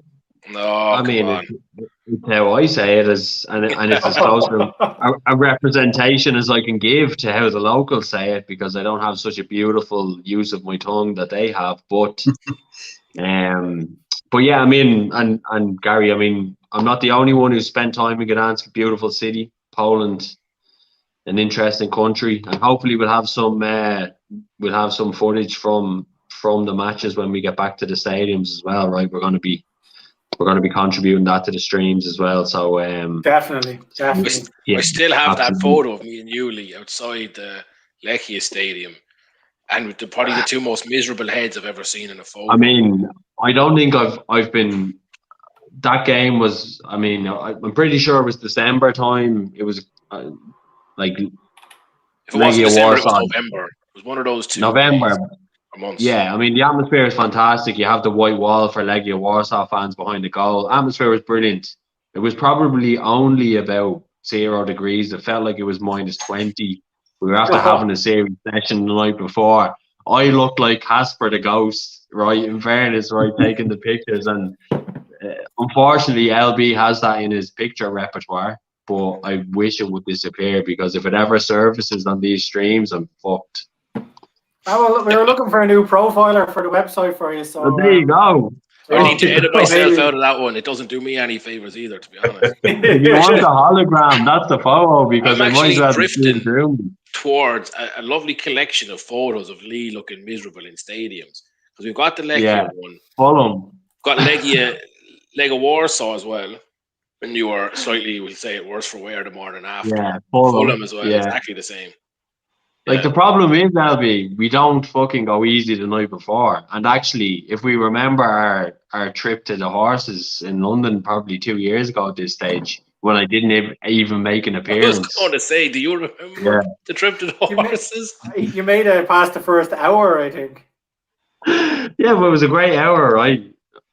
And it was a lovely steak and chips, and then that was the last I saw of London, right? So it was fantastic. But yeah, no, it probably is. And LB, I hope that's a personal collection of photos, because screensaver just rotates through them. When was it that I was over in London? It must have been February, was it, last year around this time for the Six Nations match? I'd say it was January, February. Yeah, February it would have been. Yeah. Yeah, I remember seeing somebody commenting somewhere. You know, with COVID and everything, they were saying if you knew the last session at a pub was going to be your last one for this length of time, would you have gone at it harder? And I was just there going, definitely not. That was another one. The rugby was on the Sunday, and we barely made it to Twickenham. The absolute heads on us going into the stadium. The day you went to Twickenham, the day after that night, is definitely up there with the worst days of my life ever. Yeah, that day going to Twickenham is up there with the worst days of my life as well. It was absolutely grim. You text me because you were flying on the Saturday and the game was on the Sunday. Yeah, And flew over Saturday instead of morning. texting me, Sunday night. I thought you were saying when you were getting to the pub. So you were like, oh yeah, we'll be there for like 12 o'clock. But you meant like landing in Gatwick. So I was like a pleb there sitting in the pub from like 11:30, saving all these seats. Nothing wrong with that. And, like all the matches, like the France matches were on, whatever, like let's say France, Scotland, and Italy, Wales was on. So there was all these people on there trying to cover all these seats. I'm like, I'll be here in a minute. And then you showed up at like 4:30. I was pie-eyed by the time you came in. Like. They were good seats, in fairness to you. But that's not sports rundown sound saving seats in the pub. Oh, my mates will be here soon. I can picture it. They're actually some of the most annoying people you'll get in a pub. Yeah, no, sorry, no. There hasn't been anyone here for the hour you've been looking at that empty seat, but they're coming soon. Check you the things lads hasn't even arrived on his flight tracker yet. Yeah, I'm pretty sure that wasn't like poor communication on my side. I think that was more just Gary's eagerness to get to enthusiasm. Yeah, he was there from 8:30 in the morning. You just can't say that on the stream. That was a great day out, though. And what was that? The Six Nations, Six Nations, England, wasn't it? Yeah. Mm-hmm. And what, the 3 years went, and you had the day out, or was it just the 2 years? That was the Wilder fight as well that night, wasn't it? Or the following morning? It was definitely wild that weekend. Anyway, that's all I know. The rugby was on the Sunday at about 3 o'clock. So yeah, I flew over on the Saturday afternoon and was an absolute heap going to the match. Only the ticket for it was a Christmas present. I wouldn't have gone near Twickenham that day. So yeah, I mean, I had to go to the Emirates the next day as well, Arsenal Everton, and it was like, talk about just the last thing you need when you're home. It's the worst place. I mean, it's probably the best place you want, right? You can go to sleep, no problem. No one's gonna bother you in the Emirates, right? You're grand. But have those days back again, though. Fingers crossed this summer. So. Absolutely, and that's the thing for anyone watching. We're gonna have a sports rundown get together in the summer. I think we're gonna meet up in London, so we're gonna or Vegas, depending on how things go. Well, it depends. It depends, but I think definitely we're gonna do the London one. We're gonna book out a pub. We're gonna have a bit of a session there in the summer. So stick with us. We're gonna be selling. We're going to be They're talking about moving the Euros fully to England now. That'd be great. Like, absolutely, yeah. Sports rundown are going to be there. After a year of a drought of live football, it'd be class to have all those games here. Said there'd be some buzz around. Like, what do you think of the idea of having the tournament spread up across Europe? To be honest, I don't like it anyway. I think it's a stupid idea. Yeah, that makes sense. I think it takes from the atmosphere of the occasion, the kind of, when you are traveling from city to city, within the designated country or even a shared championship across 2 countries. I don't like this thing of it being across. Yeah, because when we went to Poland, lads, in 2012, like that was great crack, the camper van and traveling up and down the country and the kind of fan camps that were there, like all of the locals really got involved in it. And that's just in one city in 10 different countries. It's probably going to be just take away from the occasion. It's going to feel more like the qualifiers and stuff like. It's going to feel more like the qualifiers, I think, where there's games going on in different countries and say like the host nation who is playing, so it's just like they're at home. You know what I mean? It's not like a tournament. Yeah. No, I get you, yeah. But it's actually going to be weird when you get there will be the inevitable home team don't get through as far as they're expected to get through, and there's games that have been penciled in for Madrid because Spain will be there, and it's going to be. But even Ireland Ireland were due to host games, right? We didn't even qualify. You know what I mean? Dublin were due to host games. It's a good idea in theory that you can spread the games around, and places that wouldn't host a game normally can get to host a game, but. I think part of those tournaments, part of the attraction of those tournaments is that intensity of all these different countries' fans coming together. I agree. Just the influx of fans into one. Yeah. And Poland, Ukraine, right, was geographically that's a big spread, but you still have it's focused on. It's a drivable distance. It's not like you've got to fly. It's not like flying from Dublin down to Spain for the second match. Yeah, and I know they did try to regionalise it, but still having it as a destination. And I think from an Ireland point of view, like we'll never host anything ever unless it's a UK and Ireland, like a Lions type of thing, right? Even though I hate the Lions, but I mean that's going to be the only way that we'll ever host any tournament like that. And toss that little grenade in for the keeper. That's it. Yeah, just throw it in there. I do. I'm sorry.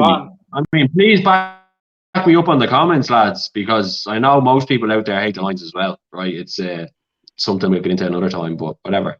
Yeah. But on the Euros, I think you're right, lads. Joe, have it in one country.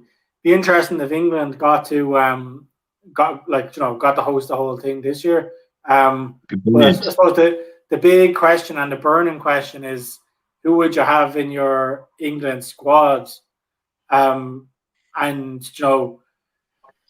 suppose the attacking flair that's coming out in England now with the likes of Grealish and Joe and other players is calling people like Jessie Lingard's place in the squad into question. So obviously he's been off the boil for a while, but he did go to World Cups and Euros before with England. So Lee, would you have, if you were Gareth Southgate, would you have Lingard in your squad? Definitely not. No, definitely not. And I know when we were I just wouldn't. I don't fancy him. I don't rate him. I don't think he's delivered. I think he was one of these English players that had pedigree when he started. And I always think back to Jack Wilshere as one of these guys, right? And you mentioned it on the group today, Gazzy, about Lingard, just he's 28. I think he hasn't ever delivered for anyone. But is he not delivering for West Ham? 28 is in your prime. Yeah, so 28 is in your prime. But I think you don't stick it on like that. I think he would have made a scapegoat. You don't think scapegoat. A scapegoat for who? Because he hasn't done it for England. He's 4 goals. He scored. He hasn't. But his performances for England have been decent. Yeah, but when you look at who he scored against, he scored in friendlies, and then his only competitive goal was against Panama when they won 6-1 in the World Cup. He has never done it at a credible level ever, as far as I can see. And he's on fire now for West Ham. But I always draw back to when I was in school and Michael Ricketts scored 20 goals in the Premier League, right? Hot form doesn't prove pedigree, and I wouldn't even have him in the squad. He's 28. I'd be moving on to the Umflas. Like you said, the 2 lads playing for Dortmund, England have talent coming through. And unfortunately, in my opinion, Jessie Lingard is just one of a number of English players that had potential and didn't deliver. And I disagree with you there. I said I don't think you can look at the stats over the last number of seasons, because I don't think he's got the chances that he probably should have got, and he would have got if he wasn't English. But I think the likes of Mourinho made a scapegoat out of him. He lost all his confidence and wasn't able to get back in the team. But I compare him in the United team to someone like Martial, and I don't see a massive difference between Martial's output and what Lingard could bring to the table being on form. I think Lingard having the confidence that he has now, he seems to me like a player that makes other players play better. He gets into positions, he's able to play little 1-2s, and he has a bit of pace that he can trouble in behind. I think that's the big difference with West Ham. He's brought that bit of pace and directness to the team. Whereas I think England without him, they've got great players, so they're going to have Grealish and Mount and the likes. I think they're lads who they're more kind of playmakers. They're not as aggressive, and they're going to maybe Grealish would run. They're not the same player. You compared it to Martial, Gary. Martial didn't go to the last World Cup with France. He got dropped from the squad. So I think that's a good comparison. I'd agree with Lee. When you're saying he's proven himself with West Ham, he scored 3 goals. He's not exactly gone down there and just, West Ham were good. He's joined the team in good form and he's played well. Yeah. He's played 5 matches most for them? 4. Maybe 4 in the league. 3 goals in 4 games isn't a bad. Lads, we've another penalty going on here that we kind of need to be scored. Bilbao of a penalty. It's fair reviewing it whether it's a penalty or not. But I hope it's not a penalty. If I'm reviewing it, I hope it's no penalty. For our treble, for our Friday treble, we need both teams to score, so it will be good for that anyway. No, my hatred of VAR overrides our potential success in the Friday treble. Well, it's anyone who's watching the screen. It's been given, and it's 2-9 again. It's 2-9 again. That must be the standard offering, isn't it? Every match, every game. Yeah, it's 1-3 for it to be scored. Or sorry, 3-1 for it to be. Oh, he scored it. Of course he scored it. Absolutely nonchalant penalty. This is how fucked up we are in this stream now, is that it's actually more of a surprise when they score it, right? I know. We're shocked when a penalty goes in. LB, how are we looking now on the head? Well, you've got into the lead anyway with the both teams to score. Yes. Yeah. I wasn't actually tracking the time left corner. for over 2.5, I guess.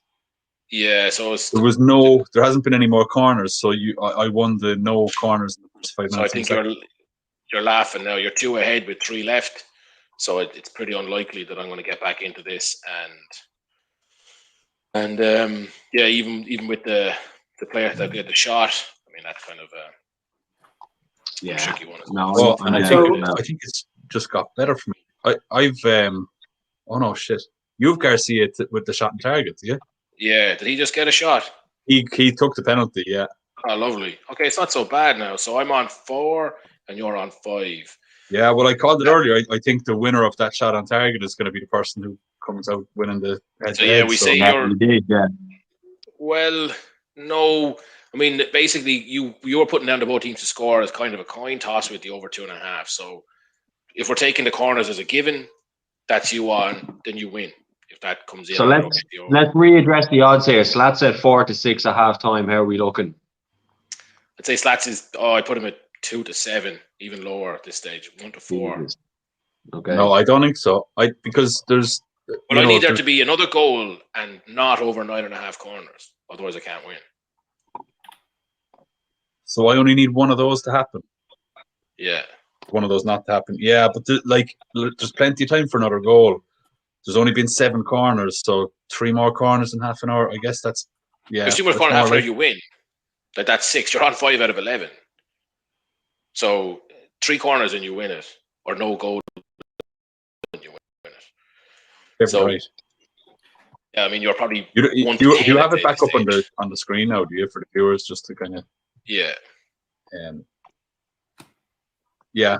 I'm probably looking good. So I don't know, the corners, 3 corners in half an hour. There's been 7 in the first 60 minutes. I need 3 in 30 minutes. That seems a bit of a coin toss. Still, like it's not. It was looking, solid at half time, going in with 7 corners at half time, but there hasn't been one in the last 15 minutes nearly. Yeah. So now for the predictor, given the nightly treble, we're just missing what? An Empoli goal. Empoli goal for our 5. It's pretty nice.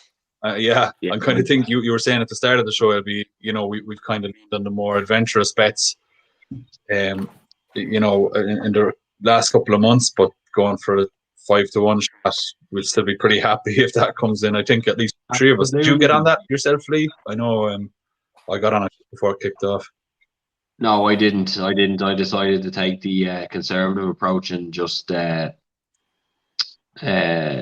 back the cents pretty much. So, I was taking the anti-bets tonight. I decided early on I was going to take the anti. It didn't work out tonight. Right? So I'm gonna lick my wounds. I lost to 25, but Let Cosman scored as well, actually. So that puts me back up to 1-1. Yeah. That's what we kind of called as well. So any goal would have done me, but I was expecting it to come from that way. So I'm up to about 33 off my 20. Not great, but it gives me a chance to, fire on one last bet and maybe make something of it. What are you sitting on now, Gary, with your 20 euro chance? Just before we move on to that, Slats, Joe, we talked about Jessie Lingard. I've just put a bet slip into our Facebook and our YouTube chats, which essentially is a special offer from our partners at William Hill. So William Hill are giving, now it's mobile only, so you need to click on the link on your mobile and go in and set up an account. But if you set up an account using that link, they'll give you 100-1 for Jessie Lingard to score a goal anytime tomorrow against Manchester City. So Jesus, like 100-1. Yeah, so he scored 3 goals in 4 games. And he's you're essentially getting 100-1 for him to score against City tomorrow. Now, obviously, it's a long shot against City, but I think in the normal market, he's probably going to be priced up at maybe 2 or 3-1. If you want to avail of that offer, click on the link. It'll bring you through to William Hill. Set up your account, and as I said, you should see the offer available there. So it's something that I'm going to look to get on anyway. Absolutely. I mean, as much as I criticised him there before you said that, I mean, 100-1 tomorrow is like, yes, he is a good player, right? He's just not England's answer. Someone's changing their that's what I would say, Lee. It's not that he's a bad player, but I don't think he's... If you look at England, where they get to in all these competitions, they annihilate the teams that they're expected to beat, and then the big occasions come and they basically bottle it. And I don't think a 28-year-old whose claim to fame is 3 goals in 4 games is the guy for that job. No. I mean, 100-1 to score a goal, I'd take him all day. But I don't know all day, especially 3 and 4 games, right? He's obviously on form these years. Like, he can go. Yeah. He can go. I just wish Gary had told us he was going to drop that bomb into the group before he made us pick sides. I just wish I didn't already have a William Hill account. If I didn't have an account already, I wouldn't even be talking to you right now. I'd be so busy signing up. Dahi Slattery is whatever. I actually don't have one. I'm going to set one up after this. Are we getting on to the missing? I'm going to have one up. We obviously have till 12:30 tomorrow to do it, so click on that link. But come here, guys. You do fancy him? Like, you do fancy him as a player in general? Like, I do. I think that he had something different, and as I said, I think he makes teams tick. I would actually go as far as saying, and this is a bit of an outrageous point that probably that's what we want. Probably had too many Asahis, right? But I would say Man United would be a lot better off if they kept Lingard and signed Declan Rice rather than selling Lingard and buying Sancho. I don't think that Sancho adds. I think he's a better player than Lingard, and he obviously. But I don't think he adds that much to a team above what Lingard adds you to be worth 100 million or whatever. He's not a Neymar. He's not a Messi. He's not an Mbappe. No, he's not a Haaland. He's not in that top tier of players. I don't think he's a decent player. I don't think he ever will be. I don't think. But, I think he's below that cream of the crop. Aspect. But Kevin De Bruyne at Chelsea, right? I mean, was a nobody. Went back to Germany, came back to Man City. He's one of the best players in the world for a period of time. Like, Lingard, for me, was one of those young strikers that United had, including Welbeck, including Martial, and none of them have delivered anything at all exceptional at all. And none of them will get into any of the other teams as the main striker. So, yeah, but I don't think he's going to be he wouldn't be the main striker. He's a winger or playing in the hole or whatever. And I'm not saying that he'd be starting in my England team, but I think he'd be in my England squad because he offers something different. As I said, he has that. Even though he is 28, he has the pace. He has the aggression to go at players. And I said, he makes teams. Like, he reminds me of Theo Walcott, one of these guys. No, he's a lot better. He's a lot better than Theo Walcott. He's like, I said, I wouldn't if I was Ole Gunnar Solskjaer, I wouldn't be selling him to West Ham. I'd be buying Declan Rice off West Ham. Be getting rid of Matic. I'd be getting rid of Fred, and I'd have Lingard in my team. That'd be my point. Really? But anyway, probably said too much. I'll be going viral now on Twitter over saying that Lingard is better than. I mean, he's on fire at the minute, and he's obviously a good player. Like, this is the thing, right? You're talking about when you're talking at that level, right? And what we said earlier, like, it's mental. I just think though that, he's gone. Oh, go ahead, Lee. Sorry, I thought you. No, I was just gonna say, like, all of these boys are fucking unbelievable. Like, they're unbelievable footballers, right? And the difference between them technically isn't huge, but like from what I can see at that level, it's like it's mental. It's It's about all belief. mindset. It's about what you can Yeah, I do. mean, it's It's easy about when you're talking about yeah, footballers or any yeah, athlete. We've joked about it, and then we're barely able to get out of the sofa the following day if you went for a 3K run the night before. yeah, Like we're not saying that these people aren't exceptional at what they do, but I think in comparison between at the level they're at, and you actually compared it to Walcott there, Gary. I assume you mean Walcott. I did. At 28, he's now. Walcott was probably 28 about 5 years ago. I'd say like Lingard is in a fraction of what Walcott scored, probably 10 goals most seasons in his career. Like Lingard has had a good spell, and like the system, West Ham is obviously suiting him, and the form West Ham are in is obviously suiting him. But I think let's if he's still scoring a goal, a goal and a half, a goal every game and a half, come the end of the season, then he's maybe in the conversation. I don't see him getting more than 10 goals at West Ham between now and the end of the season. And I hope he does. I really hope he does, because like as far as I know, like he's been on loan a few times, but all he's known is like Manchester United, right? And he's taken that that decision to go to West Ham, right? And everyone hopes like. I do like to see that players who we're not going to be talking on the podcast saying I hope it works out for him, but like actually, you know what? Fucking take a chance, go and play for West Ham. They could get relegated, or they could have got relegated this year. Just worry last year. But he took a chance. Not when he signed for them, because they were on like 35 points. But like, I just think that I think he was made a scapegoat under Mourinho. Wasn't really given a chance by Solskjaer. So I think it's unfair to he hasn't really got much time on the pitch, apart from the Europa League games, which he's doing fairly well in. I think he's come to West Ham, started on fire, but I wouldn't be having him in just for what his individual skills. I think his team play and the atmosphere that he brings to the team. He does seem to have a great attitude. But he also seems to be able to play those little 1-2s and interconnecting passes with it. So I think if you had him in a team with the likes of Grealish, with the likes of Mount, he'd make them look 10 times better than they are, and they're already extremely good players. So I said that'd be my take on it. That's a debate for another call. It's extremely good players. Again, in that tier, if you compare them to their age peers in Spain, Italy, France, are they extremely good players? I mean, obviously they'd make us look like we're, couch ridden. We need to give that up, right? Because it's not. Yeah, but I mean, hate that good player. Empoli. Yeah. Did they? Yeah. Well, it's suspended. Hopefully, it's not going to be disallowed, but it looked like. Oh, sweet. That's class. That's the treble in. That's the treble in.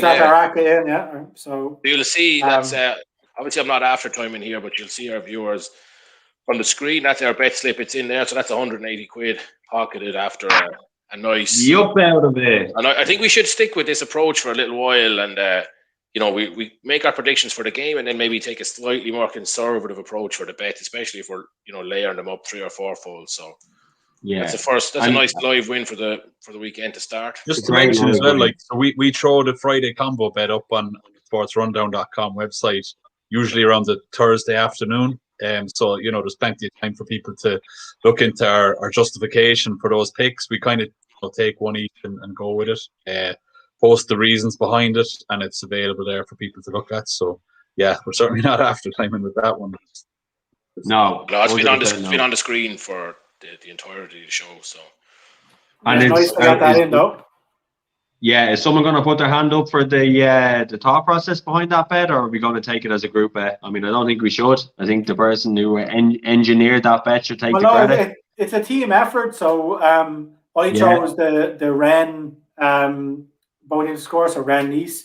I think Slats, you were on the Levante Bilbao, and then the Empoli game was Liam. And in fairness to Liam, he said at the start that Empoli were the banker, and they were the one letting us down up until 5 minutes ago. So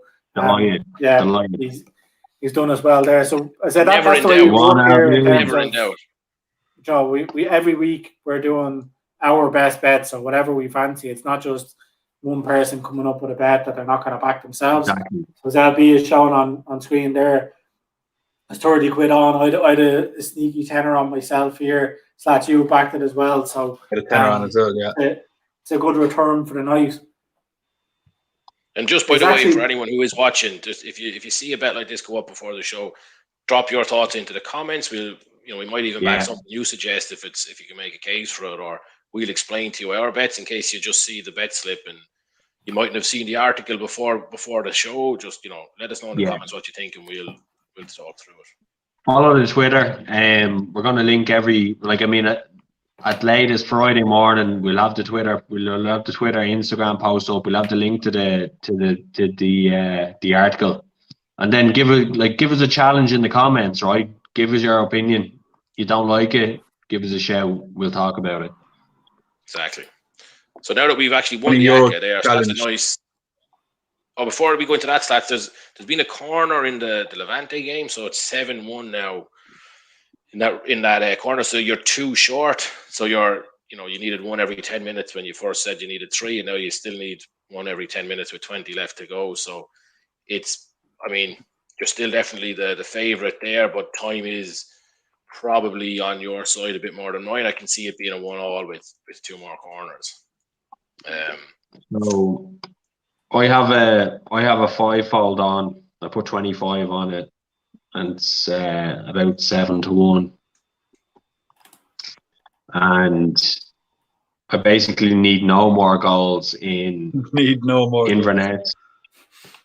No more goals in Inverness, Hearts, Derby, Forest, Rennes, Nice, and Levante, Bilbao. I need no more goals. Goal Derby. Perfect. Just as you say it. I was literally just about to cash out, and then you say it. That brings my roller into play. So with a £20 roller, I was up $22.50 at half time, and I reinvested $12.50. So $7.50 of it was on over 2.5 goals in Derby versus Forest. So that returns 20 quid if it comes in. But I did a $5 on the draws, which LB called out. That's 75-1. So the $5 returns £396.70. And at the minute, 3 of them are draws. So we've got Empoli Venezia drawing, Derby Forest drawing, Levante Athletic Bilbao drawing. So in the Cartagena Lejeune game, if we get a goal for Lejeune, that bet will be in. So what is it? 78-1? 75-1, I think it was. So I'm just reviewing. I mentioned that I mentioned that's earlier in the show, finish, but the defending was shocking. Sorry, let's go. I had a 4-fold of 1-1 draws, and they included the Derby game and the Levante game that are both 1-1 at the moment. I got let down earlier in Holland as well. I think ended up winning 3-1. It was 1-1 for a while, and I had a bit of a cash out, but they ended up going on to win. So the bet lost. But Jesus, yeah, I mean, I had a $5 on that to win $5,000. It's not a million miles off. Like, yeah, so I can't believe it. Sorry, go for it. That $5 bet has come back from the dead because it was down to like a 20-cent cash out or something like that.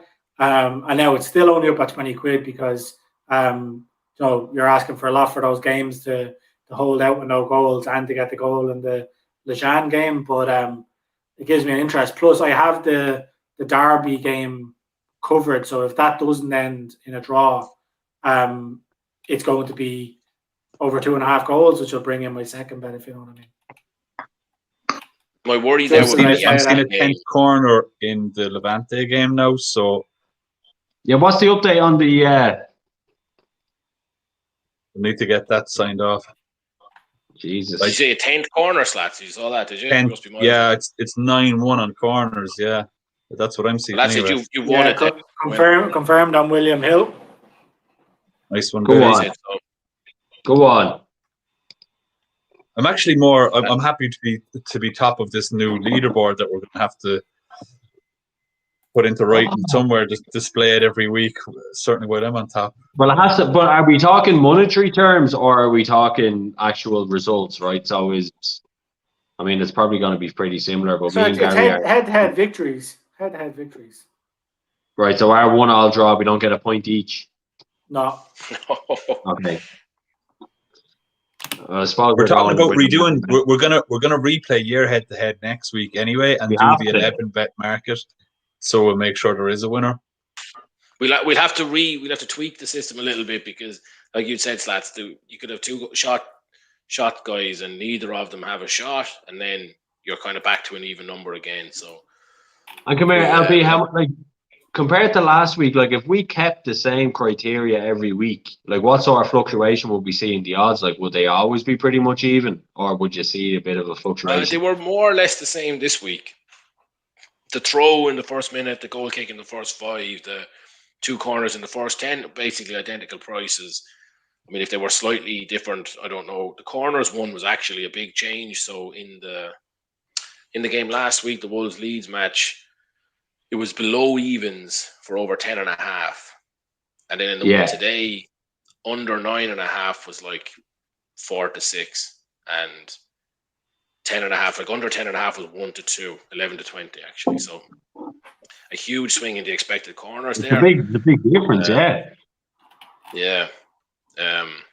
So yeah, I mean, I don't think it'll be a massive change week to week, but not insignificant in a couple of the markets as well. And could we see it in your like over 2.5? But you could have a big enough difference that you wouldn't stick with just the same criteria every week, and you pick. No, for example, this game was expected to have less kind of action in it, so we had you and Gary had Rafinha and I forget who the second guy was to have 2 shots on target. We changed this to 1 shot on target.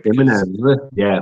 Oh yeah, so they just expected less shots in this game. Obviously, Neto was Neto. Sorry, yeah. Neto. So yeah, I mean, more or less, we're going to try and keep it as consistent as we can, but yeah, we'll have to make some tweaks because try and keep the same kind of type of markets and yeah, just where they kind of even money line lies there. Yeah, exactly. Yeah, we will have to rethink that shot on target one. We can end up in a situation where neither of the players hits the mark there. It might be a matter of that you have a player and whoever has the pick, they can pick, will he have a shot on target or will he not have a shot on target? But I mean, say some of those players we were looking at 10 to 11 for 1 shot on target. That could be rather than picking 2 players to go. Like I kind of like the idea of 2 players going against each other. That you're kind of backing a player. But you do no for one and no for another or something like that. Yeah, we could do that. But yeah, it can't be that. It can't be that it's possible for both people to fail. And it's we don't want the draw to happen. We want it to be a winner. Yeah. Ideally me. No. I need a Notts Forest goal here. Sorry, I'm very much interested in Nottingham Forest scoring a goal in there. Are you watching that one, Gary? I am, yeah. It's actually like the first 15 minutes of the second half were quite boring, but the last kind of half hour has been end to end. Yeah, it's been really good. Like, so I'm cheering against you here. Well, I suppose if there is another goal, it's not the end of the world because I win 20 quid, but I want to be able to have a shout off this 75-1 shot. So you've 4 draws back, Gary, is it? You've a draw in the Derby, Levante, Cartagena, and Empoli games. Yeah, so there's 3 of them that are draws at the moment, and then 1 is just 1-0. So I need a Lejean goal and no other goals. But there's a bit more time left in that one. Well, it in the 12 Levante minutes, game, a bit behind the others. The Derby game should be banked in the next few minutes. So surely once that goes full time, it kind of pumps your cash out up a bit as well, right? Yeah, so the cash out was up. It went from 18 up to 27. So it's at 27 at the minute. And it's kind of creeping up and up because, as you said, the longer they get towards the end of the game, it's just down to 1 goal, that way. So I'd say it might go up to 50 or 60 quid by 85 minutes if if the other stay draws. Yeah.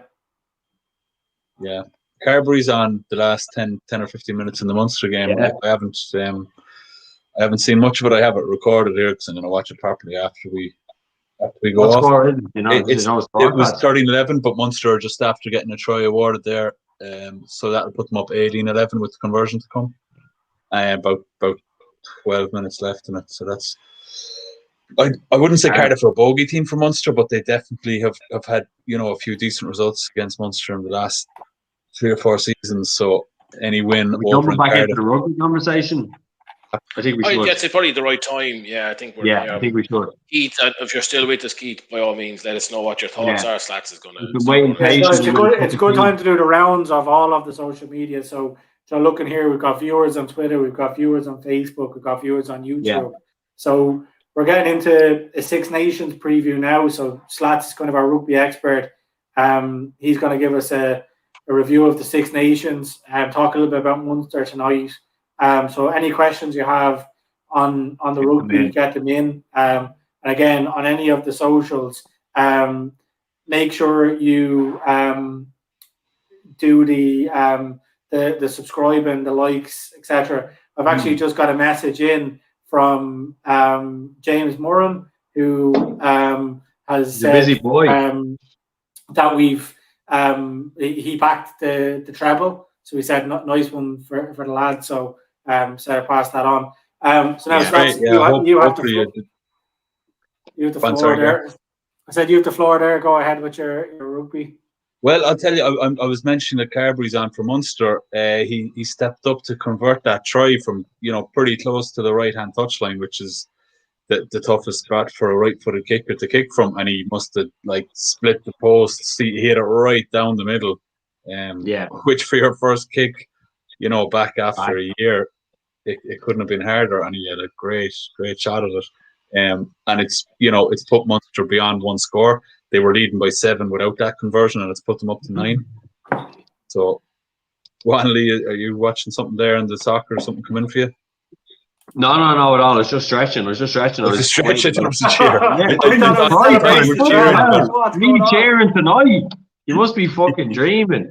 All I'm doing is no. I was just stretching there. I was actually interested in what you're saying because, when we were here and we were talking about where he is in the pecking order and who's coming behind him, he's straight back into it, right? His pedigree shows through. He's slotting that kick that you're saying. That's a fantastic kick, and I mean, I don't think he'd really be known for a precision kicker. He's a good kicker, but it wouldn't be the reason you'd pick him. It's more his ball in hand that you'd be picking him for. So if he's slotting kicks from the touchline, it's great to see too.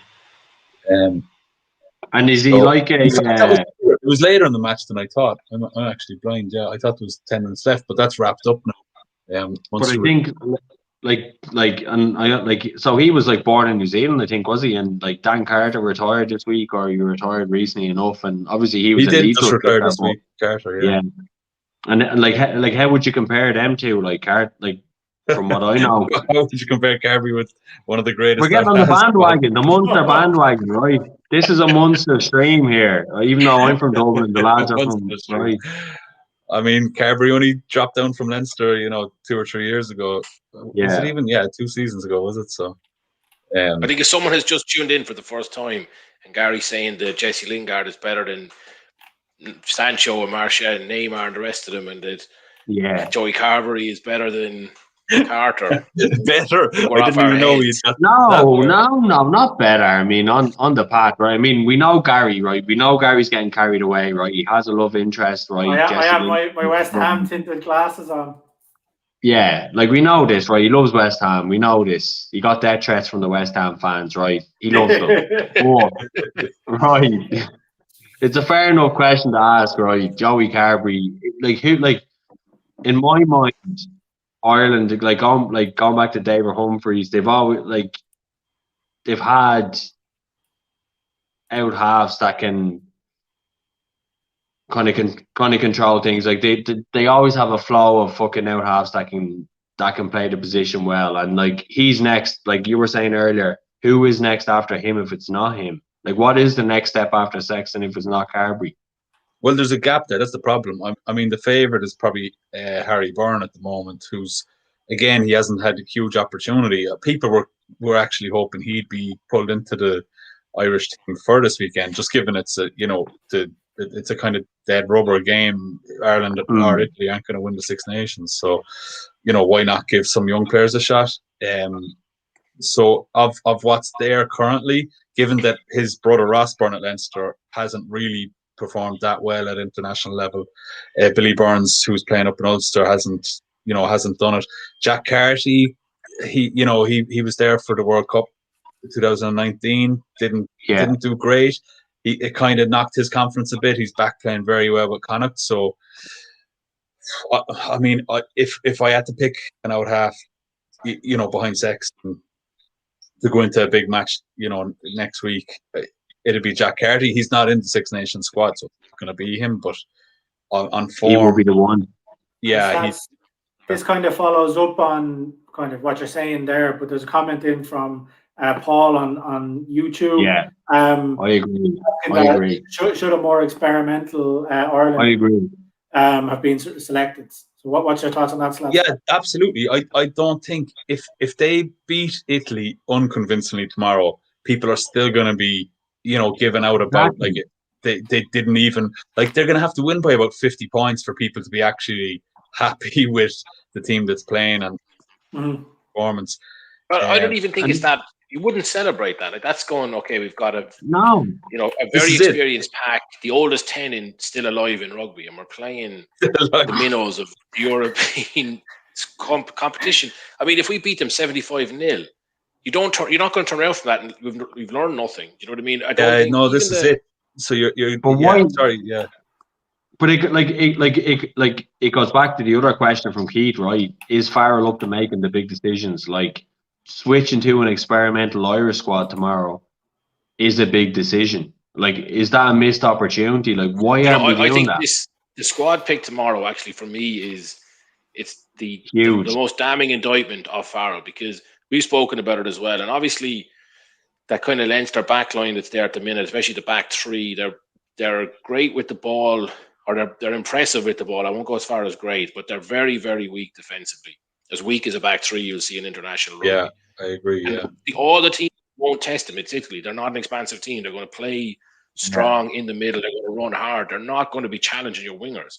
So even if we don't concede a single try, Italy almost certainly aren't going to test those wingers very well. And if we Italy threw the ball around pretty well against England and France.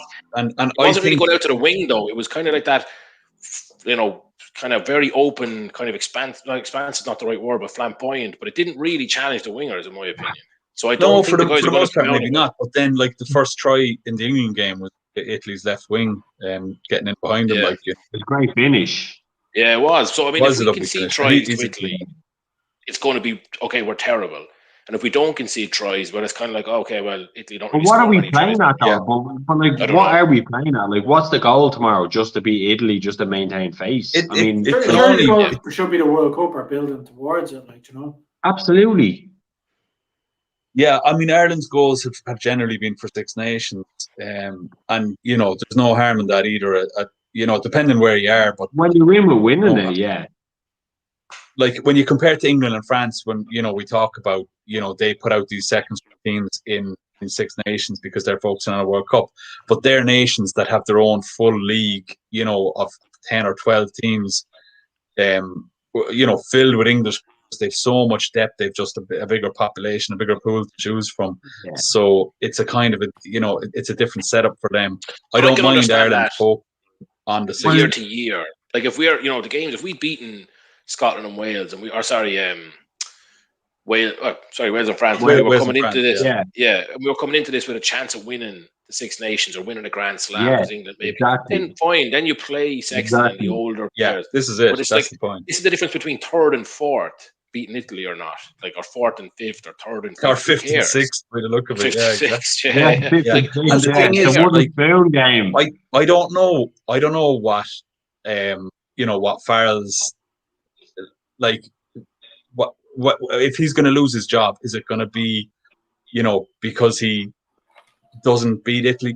Like let me rephrase it. If he puts out a youthful team or an inexperienced team against Italy, definitely the fans of rugby around the country would be more behind him than the team he's picked for tomorrow. Yeah. And if he loses with his senior team playing against Italy, if they were to go down there and lose, then that's got to be him him gone. Done. Whereas 100%. if he sent the young team down there and lost to Italy, I'm not Yeah, sure. I don't know exactly. who, is that still going to You result in can't him? sack him over that. You can't. No. You can't. I Well, it think seems we like- talked about this.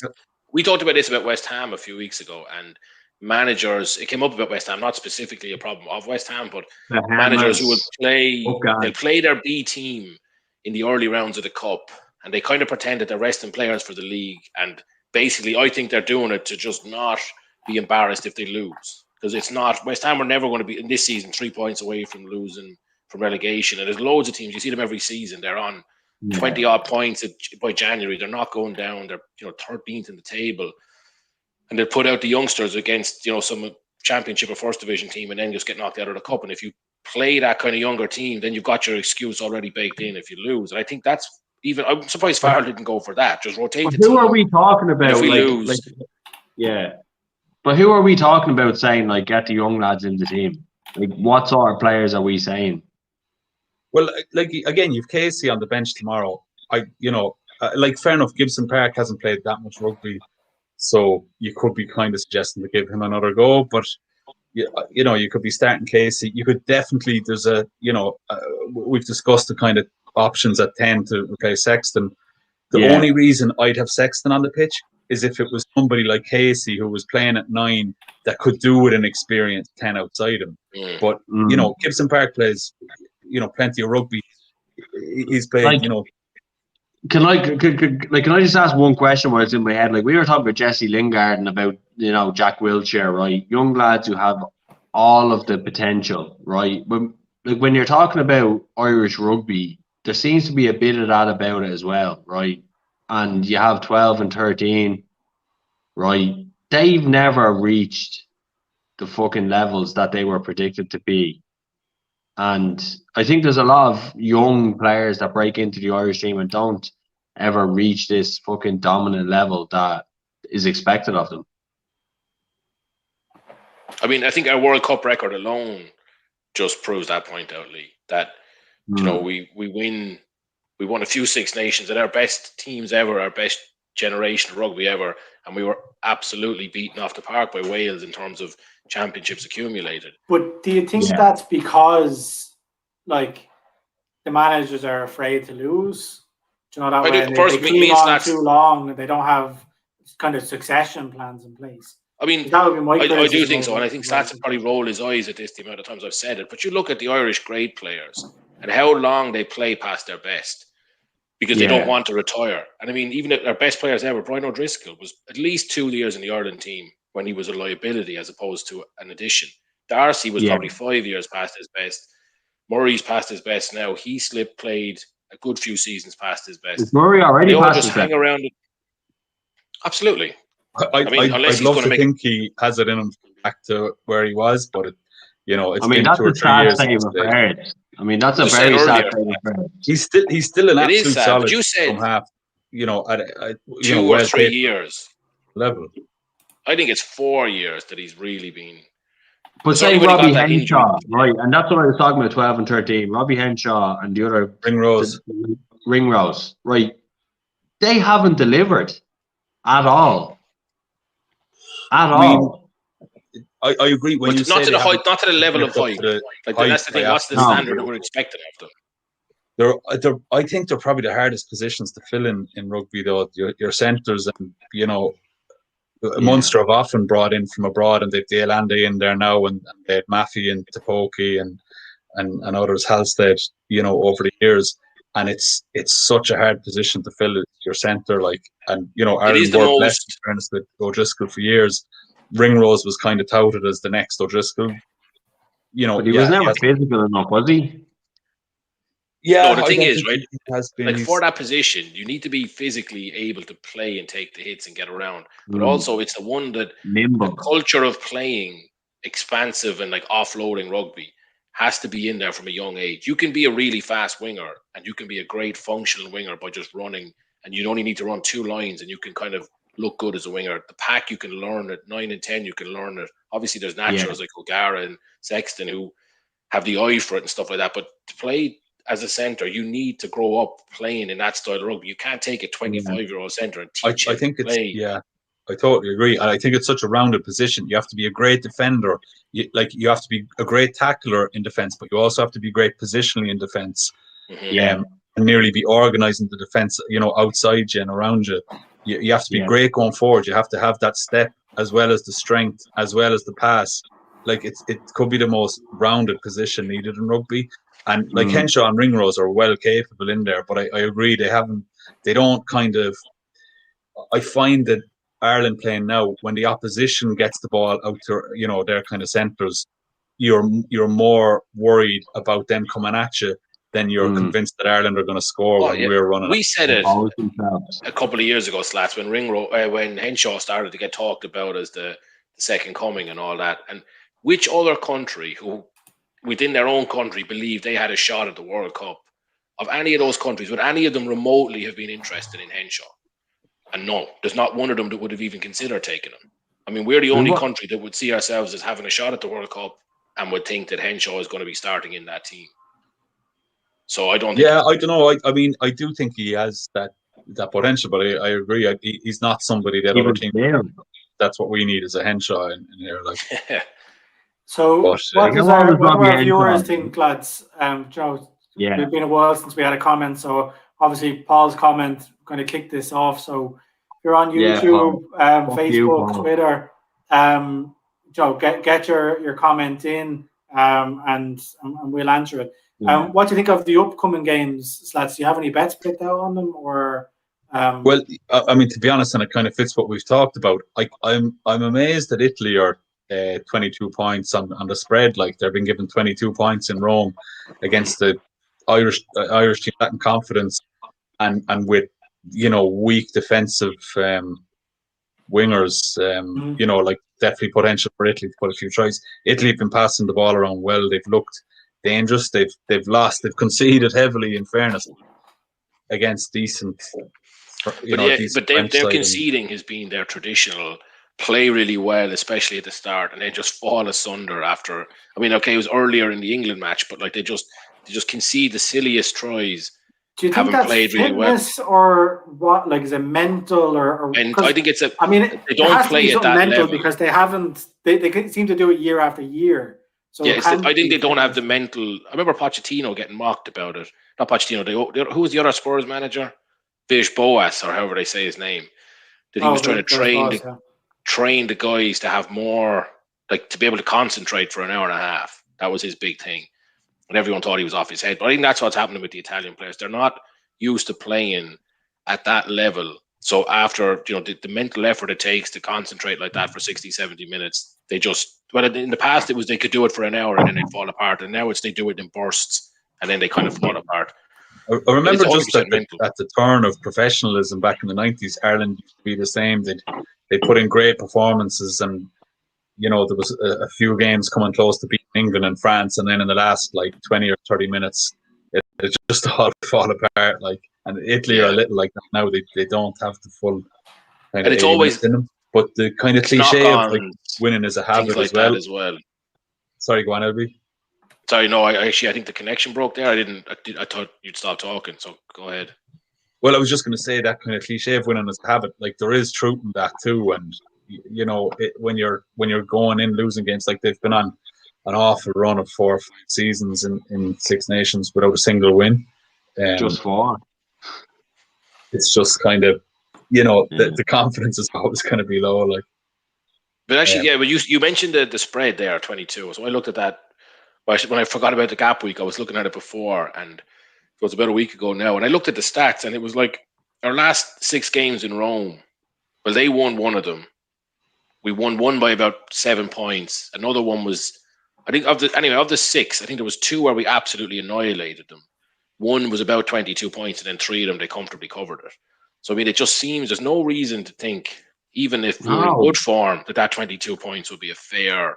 We don't really annihilate teams the way England and France do. Sometimes we do, but they consistently just, embarrass us. Yeah, we did go good when you're saying those 2 games where we annihilated them, and I would say the 3 on either side of that, like the one before it, in between and after it, there was I'd say a good 4 or 5 seasons in a row where we put 60, 70 points on them. 7 or 8, 9 tries. But I agree, in Rome, we haven't always done that. No. And I think we've moved away from that as well. Like, there was a couple of seasons as well. I remember the one with, you were talking about O'Gara at the end of his days, and when there was that crossfield kick, and the few games back then where we beat them like 60 points, we put up 60 against them and stuff. But then when Ireland moved more into that Schmidt style of ultra controlled rugby, it just, as mean as it's effective, but it doesn't lend itself to annihilating teams. And I think now looking at them, I just think 22 points is ludicrous spread, to be honest. But there's no other option for Ireland to play rugby, because we're not like what is our other option? Because I don't think we're overly dominant physically. We're not overly technical, right? We kick well as far as what the stereotype. It depends what you mean by technical. I mean, some technical aspects like the scrum were very effective. Like the line out, I think we've the best line out in the Six Nations. Yeah. If that's what you meant by technical. Like no, I meant like attacking technical, like passing, like expansive all stuff. Yeah. Sorry, not like rugby technicals. I wouldn't know enough to say, but I'm just watching from a kind of casual perspective, like offloads in the tackle, like all that sort of stuff. Electric, just running at defenses. And I mean, like someone like I was listening to, or I heard a comment today, like, and O'Driscoll was saying, like, we need to be better going forward. We need to be more fucking explosive. We need to be more exciting, right? That was the gist of what he was saying. But like, that's like Roy Keane saying you need to be more aggressive in the tackle. Like, it came so naturally to him, he doesn't understand why nobody else can do it. Yeah, but he was saying, like, I'm sure the players want it, as if like it's like as if what a coach says before you go out on the pitch stops you doing what your natural flair wants you to do. You know what I mean? Like, as if like we actually have the players to be electrifying. And I said it about Key Earls in the past, and it's like Stats, you took a bit of a not offense, but like you defended them a bit. But like with them players, like they're not electrifying. Well, I mean, I don't think you need to have there. The sound of silence. Yeah, I'm not. That's the point, right? That's the point. Opinionated, actually. That's the point. We're not going to be an electrifying national rugby team. I don't think. But why not? Why not? Because they don't grow up playing that way. But like maybe George in 5 years, we will. Maybe in 7 or 8 years. Yeah, but George Nord is just a beast. He's not. We have Brian O'Driscoll. Yeah, I mean, you can produce players like that, but it doesn't mean that we're going to produce enough of them that they will play against each other at all the underage levels. That you end up with 2 or 3 centres who can, But it goes back to that succession plan. Like, I mean, if you don't have that succession plan, you're looking for like it to be more pot luck in a cycle. Like I think Ireland got lucky in terms of having O'Gara and O'Driscoll and Darcy when he was on top form, and O'Connell and grades of the game all at once. Yeah. But if you start to lose some of that and only getting in one position or whatever, like you need to be lucky with that approach if you're not constantly bringing through players. Yeah, but Irish rugby seems to think like because of Leinster have dominated, right, the last few years, and Munster had like they put on a down patch, but they also had a huge fucking, and Slats again, you're gonna know more this than me, but like the club game dominated. So Ireland had a fucking, as far as I could see, it had a reputation for developing really good players, but like it hasn't come true nationally. Well, I mean, if you look at it now, look at the Pro 14, Leinster and Leinster top, Ulster second in Conference B, Munster top, Connacht second in Conference A. Yet, we're 2 defeats from 2, and Wales are 2 wins from 2 in the Six Nations. Yeah. Like we've had that debate 100 times. Why do Wales overperform nationally? Well, underperform at club level? Yeah, what is it? I do agree, but I like that Wales have done, and Gatland was a big part in that. This year, like they've 2 red cards, have gifted them wins. And, they could, like I was talking about them, the potential of Wales getting a wooden spoon before this Six Nations, and they're on course for a Grand Slam, or they're 2 out of 2 for a bloody Grand Slam. There are kind of fine margins there as well that it can kind of swing one way to the other. But there is a thing there. Like, there is a thing. Yeah, exactly. It's not just 1 year where they've had a good 2 games. And they've consistently done this. Yeah. And so, Slats, talking of Wales, so you're betting the the Ireland game seems to be you take the Italy plus the spread. What would you do in the Wales game, Wales England? So like what I usually do is I pick my own spread before I look at what the bookies are offering, and I fancied England. I was gonna go with scratch on that, and then I thought, oh yeah, if that's scratch, I back England. So it was kind of like, right, I have to be giving England a point there if I think, or be giving Wales a point if I think England are going to win a scratch. So I was kind of thinking England -1, maybe -2, and then saw that the bookies had them at -6. I haven't looked at it today. I don't know, has it moved from that, but I saw them at -6 during the week. Yeah, I'm looking at William Hill here, and it's +7. So Wales +7 is Wales +7. Yeah, the way things have gone, I'd fancy Wales I wouldn't be +7. backing that. No. Would you fancy them? No, sorry. To reiterate, I agree. I wouldn't be backing it on either side of that. I would like that game. It's so hard to tell. Like Wales have been atrocious, and then they've kind of got these 2 wins. But again, those wins will stand to them and stand to their confidence. They're at home. They're gonna put up a big display against their big enemy. Really? Yeah, I do think they will. Yeah, they'll put on a bigger performance than they have in the last. Do you think and one of the things I've always thought, right, when you're looking at like political referendums, right, Scotland is the outlier. Wales and England are obviously close to the mind all the time, right? This is taking a turn. How big is the rivalry between Wales and England? Like, is it a bigger rivalry between Wales and Ireland, England, Scotland, or Wales and England is the big one? I don't know. I always find that the Welsh and the Scottish kind of have this. Like that's a nothing game for me in the Six Nations. Like France, Italy. But like I remember being over in Edinburgh when Ireland beat Scotland, and then we were waiting to watch England play out with France, and a lot of us stayed on in the stadium to watch that game unfold. And like I just remember being surprised with the amount of Scottish fans that were cheering on England in that game. When the expectation that they'd that the enemy and that anyone but England kind of thing, that they'd be nearly cheering on Ireland or France to win the Six Nations ahead of England. Yeah, but you know what the rugby connotations in Scotland are. That is true too. I know there's the kind of element of who's going to be at those games and what they're where they're. I think as well, like for Wales and Scotland, it's much more of a rugby rivalry. It's not like other countries where it's like they dislike the other country or they're cheering against them. It's like it's just a sport. Pure rugby. Yeah. Pure rugby. So yeah. But so sorry, just to go back to the betting on the game, right? Because I was looking at this earlier and the bet caught my eye, and I want your opinion on it, Slats, and LB as well. So William Hill having the Wales game, each team to score 1 try in each half at 9. Hang on, before you say the odds on that, you're saying each team to score a try in each half. Yeah, so Wales and England to score in the first half, and Wales and England to score in the second half.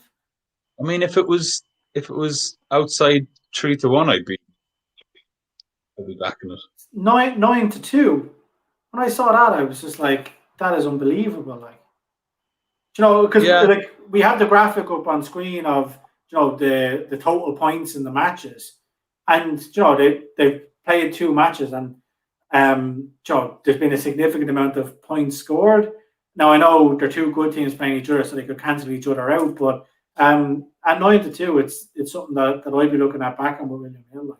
But it's another one as well. Like we've talked about it in more to do with football, like soccer football and rugby football or American football. Like the odds don't seem to tally up across markets. Like if you're thinking Wales, England are going to win by 7, right?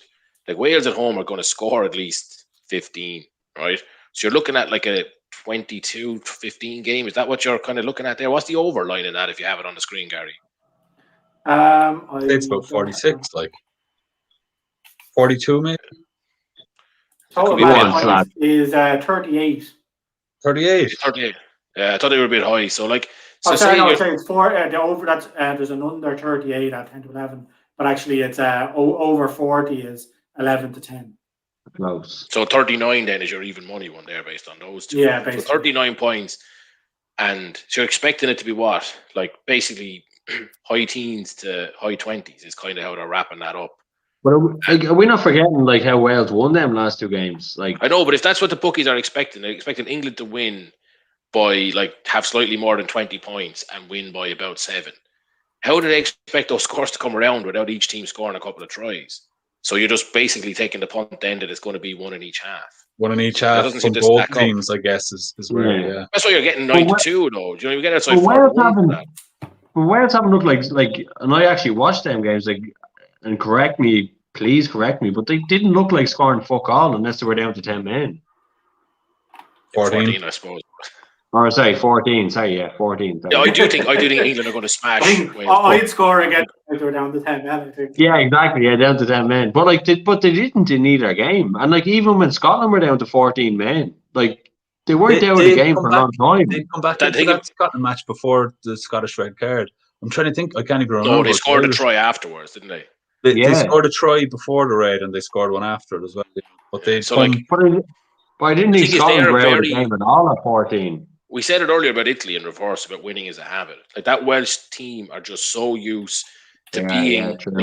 If you've gone into the Six Nations, most years either the 3rd or 4th best team in the 6, right? Maybe second in a lot of cases, and they're winning it. They're winning Grand Slams, so they're used to. I feel like that's what's carrying them. To be honest with you, like your Alan Wynne Jones, like your fucking experienced professional rugby players who are used to winning, is carrying them through this period more than them as like a developing team. That's my feeling from looking at it.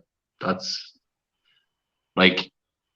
are they like what is driving them forward? Like no one expected anything of them. They've got results through red cards. They've taken their chances. Your man had a great try, but Wales aren't the team at the moment. They're just, again, opinionated fucking next. I'd agree with that, to be quite honestly. I think England are going to beat them comfortably. I know it's not the saying they do up their game for England, and most of the Six Nations teams do, but I don't think. I think they've been allowed to get easy scores in their 2 games so far, But then, I mean, this is England that lost to Scotland and conceded a few against Italy as well. They're not looking that strong themselves. That's why I do think England are going to get the win there, but I just think 6 points is quite high. I could see it being within a score come full time. Well, I mean, of course, if you think it's going to be less than 6, well, then you could see it being within a score. It's interesting one though, because it looks tasty to me. The 6 or 7 points. It's well. I'll be just conscious that we've gone trying to get through the evening, 2.5 hours, and we haven't mentioned the big event coming up. So we might just give that a call out, the Cheltenham preview night. Yeah. So get that up on the screen for all the viewers that are watching in. You can see going across the bottom of your screen, Cheltenham preview night, Sunday, 14th of March. So we have one guest jockey secured. We're working on other guest appearances. So it's going to be a good night talking through all of our top bets at Cheltenham. If you go onto the Sports Rundown website, sportsrundown.com, you'll see we have kind of a mega site around Cheltenham. So there's going to be consistent material up there over the next couple of weeks. We started off with the ACA that's on screen a couple of weeks ago, and we've added to that since. So there was a opinion piece done yesterday and published yesterday on what our opinion on the Irish Banker at the meeting will be, and we have some other pieces that are in the pipeline as well. So keep checking back to sportsrundown.com over the next couple of weeks. But as I said, get your diaries out or your calendars out and book Sunday, 14th of March, 7 o'clock, and be back on these socials. So again, we'll be streaming across YouTube, Facebook, Twitter. So any of those socials you'll be able to catch us on. And hopefully we'll have a good night and we'll be able to pick out a couple of winners for the big meeting. Any teasers, Gary? Early doors for the viewers at this stage. Any teasers in terms of bets or lineup, or just line up what we're going to have? We're going to have a bit of. I don't know. LB, do you want to do a grand reveal of our first jockey? No, I was going to say if we had the graphical capability, do one of those hidden, guess the first picture type of scenarios. But we might do that for we next don't year. have that, so don't give it up easy. Yeah, We're just so- saying, listen, give us some teasers out there. keep it. Look, it's a jockey that you're all going to know him. Anyone who watches UK and Irish racing and maybe he's of a certain age will certainly know. So stick around. Yeah. We're like Gary said, we've got the mega side that he's trendingly calling it. So we've got a lot of content up there. There's actually the Cheltenham competition as well. So it's a free to enter tipping competition. Just give us your email address. We'll send you all the details. I think it's 4 this year, Gary, is it? Yeah, so we're going to do 4 races each day. So we'll set the races. Essentially, once you sign up, we'll email you a link that you can submit your picks. It's going to be 4 horses each day, so 16 races in all. And whoever has the most points at the end of the week will win a prize. So our prizes are usually vouchers, and we'll be confirming very soon where that voucher will be before. So just to give you an idea, last year it was a £200 we have £250 Amazon voucher that was won. So it's well worth entering. So we've had a bit of interest. We're expecting quite a lot of entries in, but if you're not in, you can't win. So Just a small point on that. The people who have already registered their emails with us, you might not have received any communication, but we're getting the email addresses and we will. It's on the way. It's on the way. And listen, last year's winner was pretty happy. It was unexpected. Gary, are we going to get into last year's winner? Or, there was plenty of entries last year. And yeah, well, I actually don't have the name offhand, but it was a relatively young girl who won it, obviously over 18. It was good to see, it won by the variety of applicants. Exactly. You just tested Gary's memory there, nearly 12 months on. What? No, but was in a competition. But listen, that's it with these internet competitions, right? Anyone can enter, right? Yeah. And she obviously entered, and she went home with fucking €200 voucher or £200 voucher to whatever. So that's actually, to be honest, that's actually something that's important because we do put up a good few competitions on the social media pages, and they're all legitimate, and like the people who win them are just randomers off the internet. You do see the very random. That's as random as you get, right? We actually had other winners as well that I don't even know how they got into the competition. I don't know how they found us. So you do see some bogey competitions online. We're not doing that. You enter, you'll get an email back. You'll see all the other people who are in the competition, and it's it's just a bit of fun. We're trying to get a bit. It's a live leaderboard as well for the week. So again, there'll be a link sent around where because it's based on SP. So once the race has settled 5 or 10 minutes after the race, the leaderboard will update. So you'll be able to track throughout the week where you are and get a good entry. So again, I can see that we're at again a few new viewers. So that's Cheltenham competition on SportsRunDown.com. So if you go on to SportsRunDown.com, you'll see the entry form there. You can't miss it. And then Sunday, 14th of March, we've got our Cheltenham preview night. So get that date in the calendar. Special game. Yeah. So anything else on Cheltenham you want covered, guys? Any questions you have? It's again, people watching in, any questions on Cheltenham that you want answered, get them into the comment section. And any items you'd like to see on the preview night, get them in as well, and we'll try and sort that out. The best way of being kept up to date is if you like us on Twitter, follow us on Twitter, subscribe on YouTube, and share the page on Facebook. So I said, absolutely, get doing that on our socials, and we'll keep you up to date with progress. Yeah. Mm-hmm. So maybe before we wrap up the show, do you want to give a little roundup on how everybody's £20 challenge went this week? So I was 1 goal away, and actually, while people probably saw my face looking quite tense during the rugby, it wasn't because I was bored. It was because the Secunda Division game went right down to the wire. There was goal-mouth scrambles in the last minute, and basically I was a goal away there from winning £400. But I ended up a tenner for the night, so invested my £20, ended up a tenner on the £20 challenge, and then obviously our treble came in as well that we have up on Sports Rundown. So overall up about 100 quid for the night. So not a bad Nice, night. God. Nice, God. Who's up next, Lee? You want to give an update on yours? No, I was early doors, so I was. Yeah, I mean, first half I went big. I didn't back the fucking group bet because I got to the station too late, so down to 25 for the night. I'll pass the baton on. Yeah, well, obviously my 30 quid on the treble was up on the screen. That was pretty much my only good action for the night. I had 2 first half goals in the SerieA. That finished 1-0.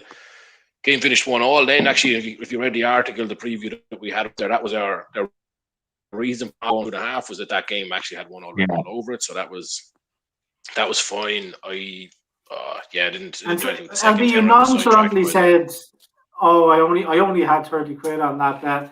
No, being up 180 quid for the night isn't bad.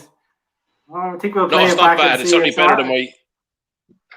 better than my usual Fridays. I just didn't want to go into too kind of overly enthusiastic, having been decimated here the last few Fridays. But it was a nice win. I put it on earlier on, thinking that what I said at the start of the show, we've taken a more conservative approach this week, and that really kind of I must have missed that message, did I?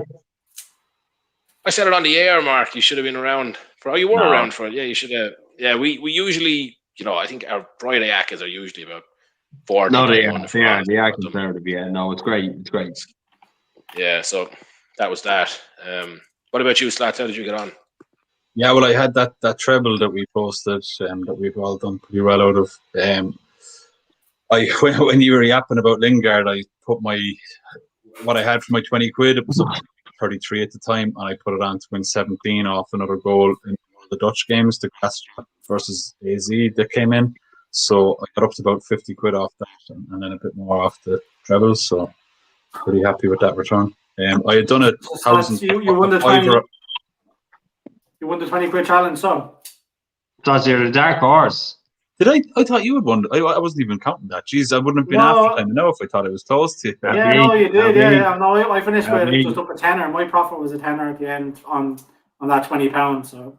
Oh, grand. Yeah, mine was 30, but I thought you were a mile ahead. I wasn't even considering that I was going to come out on top. I had a fiver at 1,000 to 1 to win $5,000 on 4 games, finishing 1-1, and 2 of them finished 1-1, and I'm actually reasonably happy with two 1-1s. First that came in was 3-1, so the bet was dead early. There was no real cash out in it, through the night, but still wasn't an awful shout. I think all 4 of those games ended up with both teams to score, which was my kind of starting 1-1 draws. But yeah, it's good that you're sometimes even if you don't win a bet, you can walk away going, my logic was sound there, and I'm happy. That's what. Yeah, exactly. Yeah, it was only a $5 bet, 1,000 to 1 anyway. So we just give it out to James on Facebook who commented. Yeah. So James got on our treble at the start of the night. He's delighted with his return. So I said, anybody else watching, hopefully you got on. If you didn't get on, you want to get on next week. Thursday lunchtime, we'll have our bet published. We'll give you all the logic. We'll have links to the bet slips, everything on this show on the Friday, and hopefully we can continue the success in the coming weeks. Absolutely. Yeah, sounds good, Gary. We have another bet up there for the weekend. It's just a small one that Slash posted earlier before we wrap the show up. I think if you're looking for a bit of an upset over the weekend, Juventus are away to Hellas, and the record is quite poor when they play in Verona. Hellas are very much a home kind of team. Juventus haven't looked great. I know they've picked up a few wins at home recently, but their away form hasn't been great. They lost 3 of their last 5 away games, something like that. I just think Hellas are 5-1. Sorry, yeah, I was just going to say they've only won 1 of their 5 last trips to Hellas, and so you kind of expect Juventus to win wherever they go, but it's not a place they like to travel to. And sorry, I cut across you just as you were saying. It's 5-1 for Hellas to win. They won last year. For them to win again with Juventus in a bit of a dip in form, losing 2 of the last 3 away games, it definitely seems like a value bet. Yeah, and that's going to be on the social straight after the stream. That's going to be published straight after. Nice. So unless anyone else has anything, we can just wrap up here. Thanks everyone for tuning in. We've had a huge audience tonight, actually. So very delighted to have everybody with us, and we'll be back at the same usual time. Slightly earlier now. Gary's kind of enforced a 7:30 start on us. That's slightly new for our more regular viewers, but we'll be here at that time next week. And yeah, that's it. So the sheriff in action. All right, guys. See you good then. night.